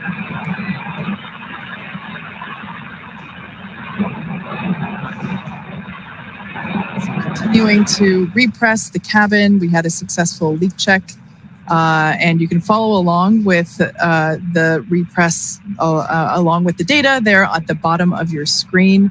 As Jared said, we are targeting about 14 PSIA for cabin pressure, or when cabin PPO2, that partial pressure for O2 reaches about 2.6. So we are continuing to progress pretty well. 2.4. Cabin's 10.55. However, as Dan just said, this portion of the repress could take up to 30 minutes, just so that we're allowing the crew to acclimate along with the capsule. Really cool day so far. It was awesome to see them, out there going through the test matrix. Like we only got to talk about it a little bit, but just some of the different tests that they were doing while they're out there. This is like fundamental. How do you do a spacewalk? Well, first of all, you use your hands a lot. And how are you going to be able to move around? This is the first time we've ever had the suit in that environment, crew. And so they had basically a checklist of like, these are the things you're going to do. It was, use one hand and wave the other one around and see how well you can stabilize yourself. And then rate that activity on a scale of 1 to 5 and report it back to. We could hear that a little bit in the activity of, okay, I'm doing this thing. Here's the functionality of that test. Yep. Yeah, and then doing the reach test, doing the up and down, and they did it at the very end. You saw Jared go hands free for a second, and that was we had a foot restraint in Skywalker as well. If you've ever watched a spacewalk in the space station, you've seen astronauts in the robotic arm getting flown around with just their feet strapped in. That's a pretty critical tool when you're working in microgravity, because otherwise, you go to swing the hammer and like it swings back at you. So you need something to kind of brace yourself, and a foot restraint can be really important. Yeah.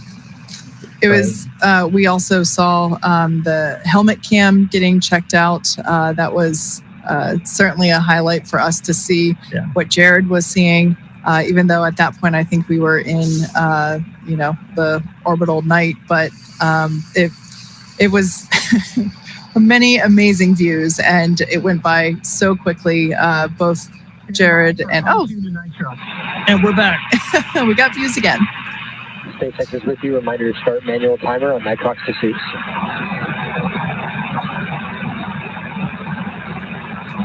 Got that, SpaceX. We're standing by.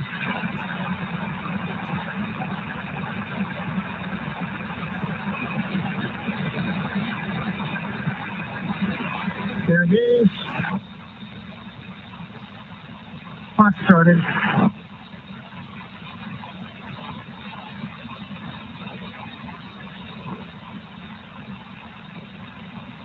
We're on nitrox pursuit. Cabin TPO2 is 2.60. And cabin atmosphere is 11.11.50. Well, it might look like the feed is frozen. If you look closely, you can see small micro movements there with fingers and the strap above Anna's shoulder. We, unfortunately, due to ground station coverage, don't have video 100% of the time, even though we wish we did. That would be great. But we can see that Jared and Sarah are not strapped into their seats, of course, because they performed their EVAs or their spacewalks, extravehicular activities, where Anna and Kid remained in their seats, the window seats. So we can see their safety harnesses still strapped in there. At this point in time, we are continuing with the repressurization of the Dragon capsule, Dragon Resilience. We had a successful leak check.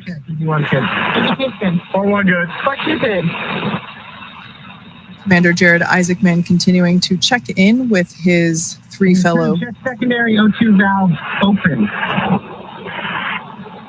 EV1's open. EV2's open. 4-1 open. 4-1 open. 4-2 open.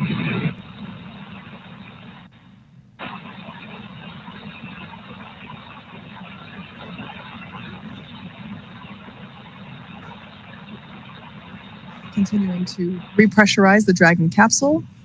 We're targeting about 14.1 psia for the Dragon pressure, which is the telemetry readout in the far bottom left corner of your screen.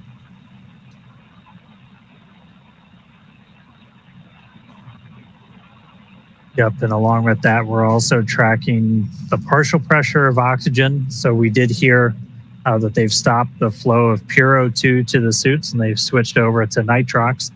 So again, anything that we're flowing into the suits also gets introduced into the cabin atmosphere. It's an open loop system. It's how you essentially maintain pressure in the suit, since you're just constantly flowing that air in there to wash out any carbon dioxide they're exhaling, to actually function as they're cooling.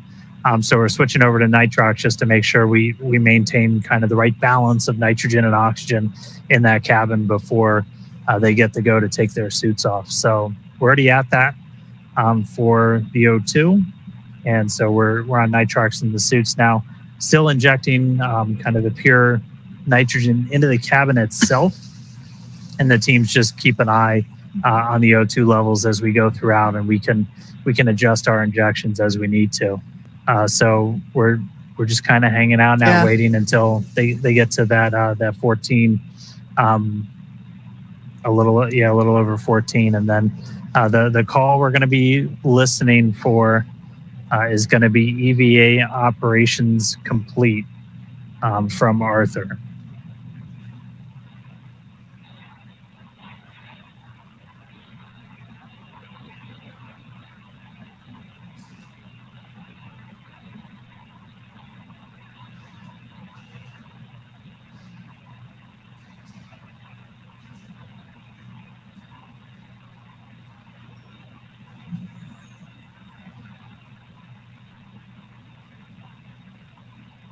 We're 4 minutes into the O2 walkout.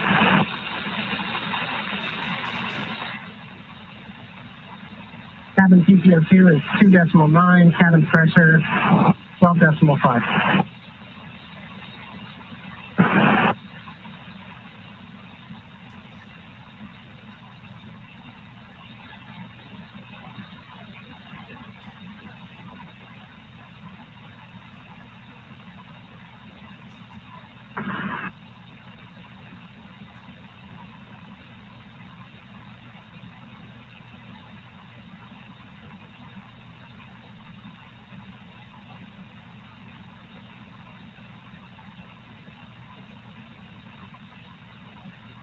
can see the Polaris Dawn crew continuing continuing to monitor the repress of the Dragon capsule.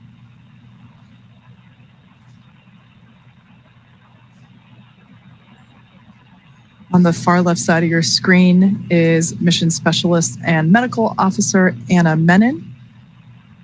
To her left, or our right, is Mission Specialist Sarah Gillis. Both of these wonderful women are our fellow SpaceX employees. So incredible to see them in space doing amazing things. Yeah, and seeing Sarah get to poke her head outside Dragon, that was, I mean, both of them have trained astronauts. They've basically gotten people ready to go do this, and it's got to just be really special to get up there and do it themselves. Incredibly. And then to the right of Sarah was Commander Jared Isaacman, who was the who performed the first EV operation, or excuse me, EVA operation. So Jared went first, and then Sarah after him. And then on the far right-hand side of the capsule, so not this photo, but the live view inside, was Scott Poteet, prefers to go by his call sign Kid. He had the other window seat. Now, if you tuned into the launch phase of Polaris Dawn, you might recall that Scott... Period.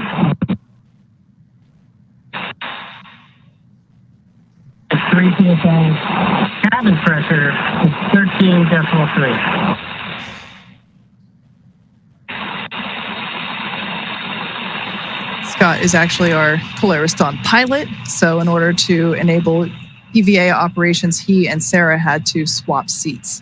So Sarah has been keeping the pilot seat warm for Kid. Yeah, and like we talked about, we only saw Jared and Sarah actually get up and go outside, but all 4 of these crew members did a spacewalk today. All 4 were exposed to the vacuum of space. This is the first time that's ever happened in human history, having 4 people all at the same time. Yep. We saw Jared and Sarah go out and do those mobility tests. Anna and Kid, one of their kind of main roles was being the eyes back inside. Very similar if you've ever watched a space station spacewalk, where you let people inside who are able to kind of call out or fly a robotic arm or something. They're just a really important part of the team to make all of this work. Like, no spacewalk doesn't happen in a vacuum. It happens in a vacuum, but like you're never doing it solo. And so they were largely making sure that umbilicals didn't get hung up, and keeping eyes on seals and stuff like that for the crew. So also keeping an eye on the umbilicals in case if it got wrapped around their foot, and just really acting as the assistant coach while the EVAs were underway. Right, we're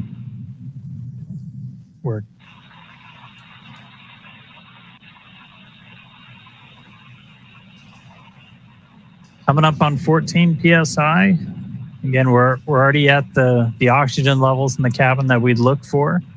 And so now we're just waiting until we get to that final pressure. Technically, the EVA is still underway. That's right.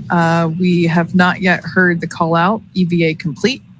That will be coming after we get confirmation that the repress. We're 9 minutes into the O2 washout. Less than 4 minutes remaining. Cabin PPO2 is 3.1. Cabin pressure is coming up on 14.1. I want to review a few things. So when the timer reaches 13 minutes, we're going to shut down the nitrox flow to suits. Then we're going to close secondary O2 valves, and then you can use your manual vent valve in the slate. When your visors, do not disconnect umbilicals. How copy? One's good. One good. One good. Dragon SpaceX, we are less than 2 minutes from a teacher's handover. But copy your call and plan, we concur. That was Jared just reminding the rest of the crew that when the timer hits 13 minutes, the order of operations, they have that manual valve there. And this is something that we've seen all morning is continual check-ins. EVA repress is complete, continuing suit washout. Copy that, SpaceX research. Great news there. Confirmation that Dragon repress is now complete.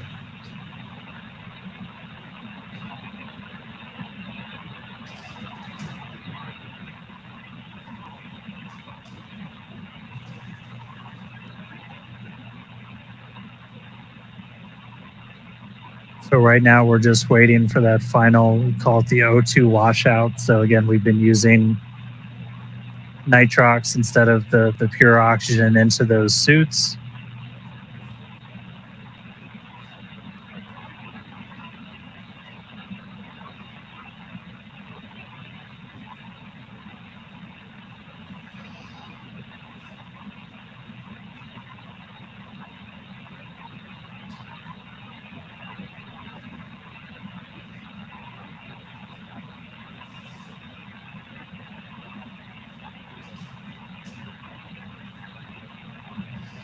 For anyone that has joined recently, unfortunately, you missed most of the fun. You'll have I to encourage you to rewind. Yep.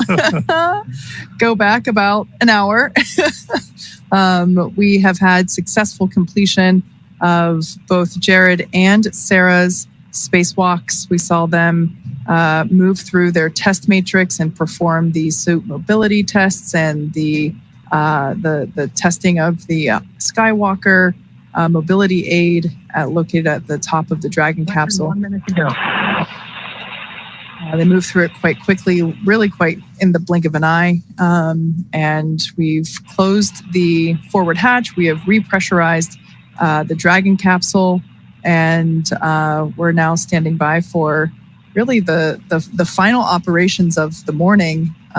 So yeah, unfortunately, if you only recently tuned in, you should definitely rewind and go back. There were some incredible views of the taking place during the EVAs. The crowd that we had in front of Mission Control here in Hawthorne was almost on cue. We're certainly excited, as were we, to see the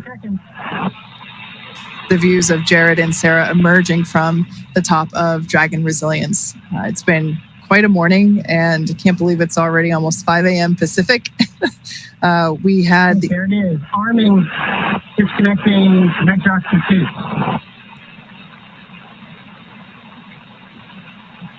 And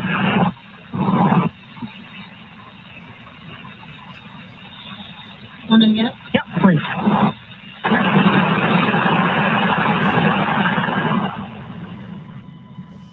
All right, check secondary O2 valves closed. EV1's closed. EV2's closed. 4-1 closed. 4-2 closed. All right, you're going to manually vent down.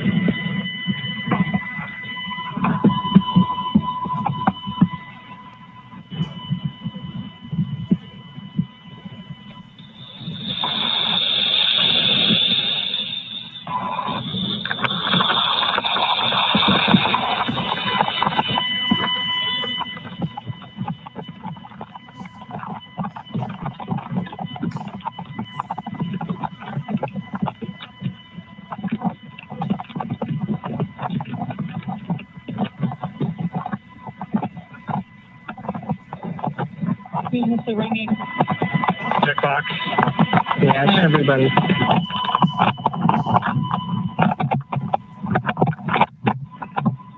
Whew. Smell that? Space. Dragon SpaceX, EV operations complete. And that's Copy that, SpaceX. We show the same. Nice job for everyone and everyone at SpaceX who made it possible. All right. Section 9. Turn all seats, push to talk to manual. Arms. Execute. Space.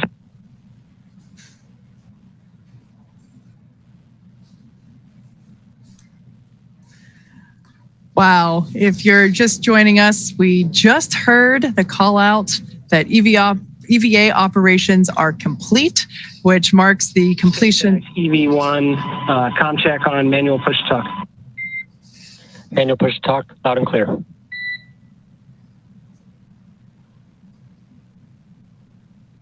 right, that's the crew just switching off from. We have you loud and clear.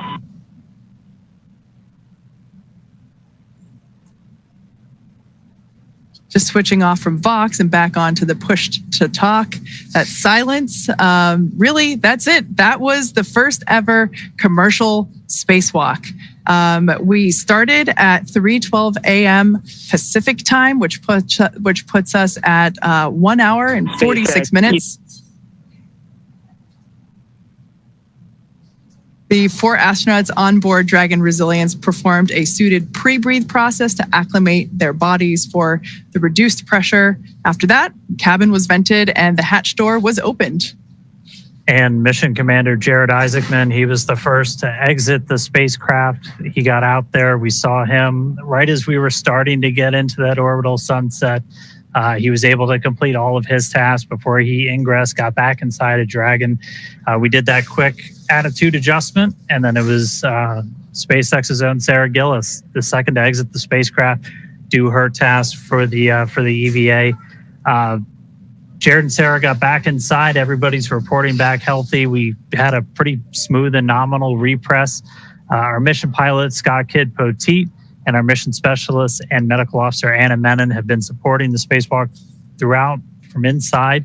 They went through the same pre-breathe, the same depress process as Jared and Sarah. They did a spacewalk too today, and everybody's reporting back healthy. And just, I'll say it again because all the stat heads out there, I know you guys are tracking, our official start time was 3:12 a.m. Pacific. And our official end was at 4:58 a.m. Pacific. That was 1 hour and 46 minutes of spacewalking time. Next, the crew's going to prepare for post-EVA operations. This is powering down everything on their suit. These were only needed, obviously, while they were in there. They're going to be able to get out of their suits next and kind of start moving around the cabin. They turn the Vox off, so we're not hearing kind of like the constant back and forth anymore. But wow, really cool to see them back inside. EVA complete. And it's the work isn't completely done yet. They'll also have to perform some comms checks along with some additional tasks before their seats are rotated back into their pre-EVA position. And all in all, wow, just an incredible view. We've said it already a couple of times before. If you're just joining, Dragon SpaceX will be with you when you're ready in 9.3. Cabin atmosphere is looking pretty good right now. Very stable.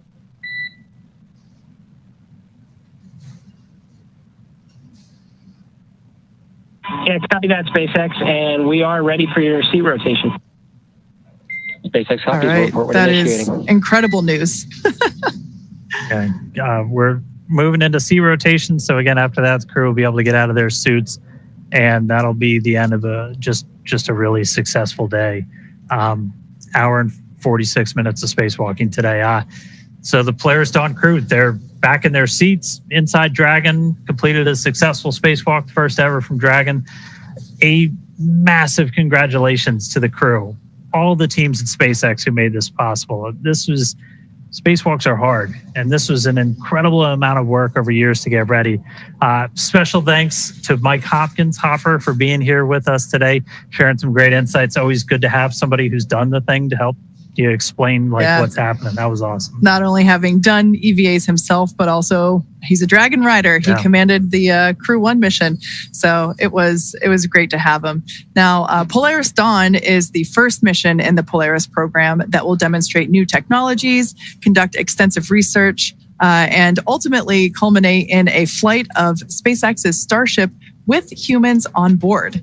All of this while continuing to raise funds and awareness for important causes here on Earth. Now, you can learn more about the program at polarisprogram.com. This has been an incredible mission. On day 2, Dragon went to its high apogee point, the highest point in its orbit, more than 1,400 kilometers. That's higher than any Dragon mission to date. This is the farthest from Earth anybody has been since Apollo, and in over 50 years, since 1972. And then today, the crew, first civilians to perform an EVA in space, first one in Dragon. Yeah, and the crew also the first to test Starlink laser-based communications in space. Excuse me, I got too excited.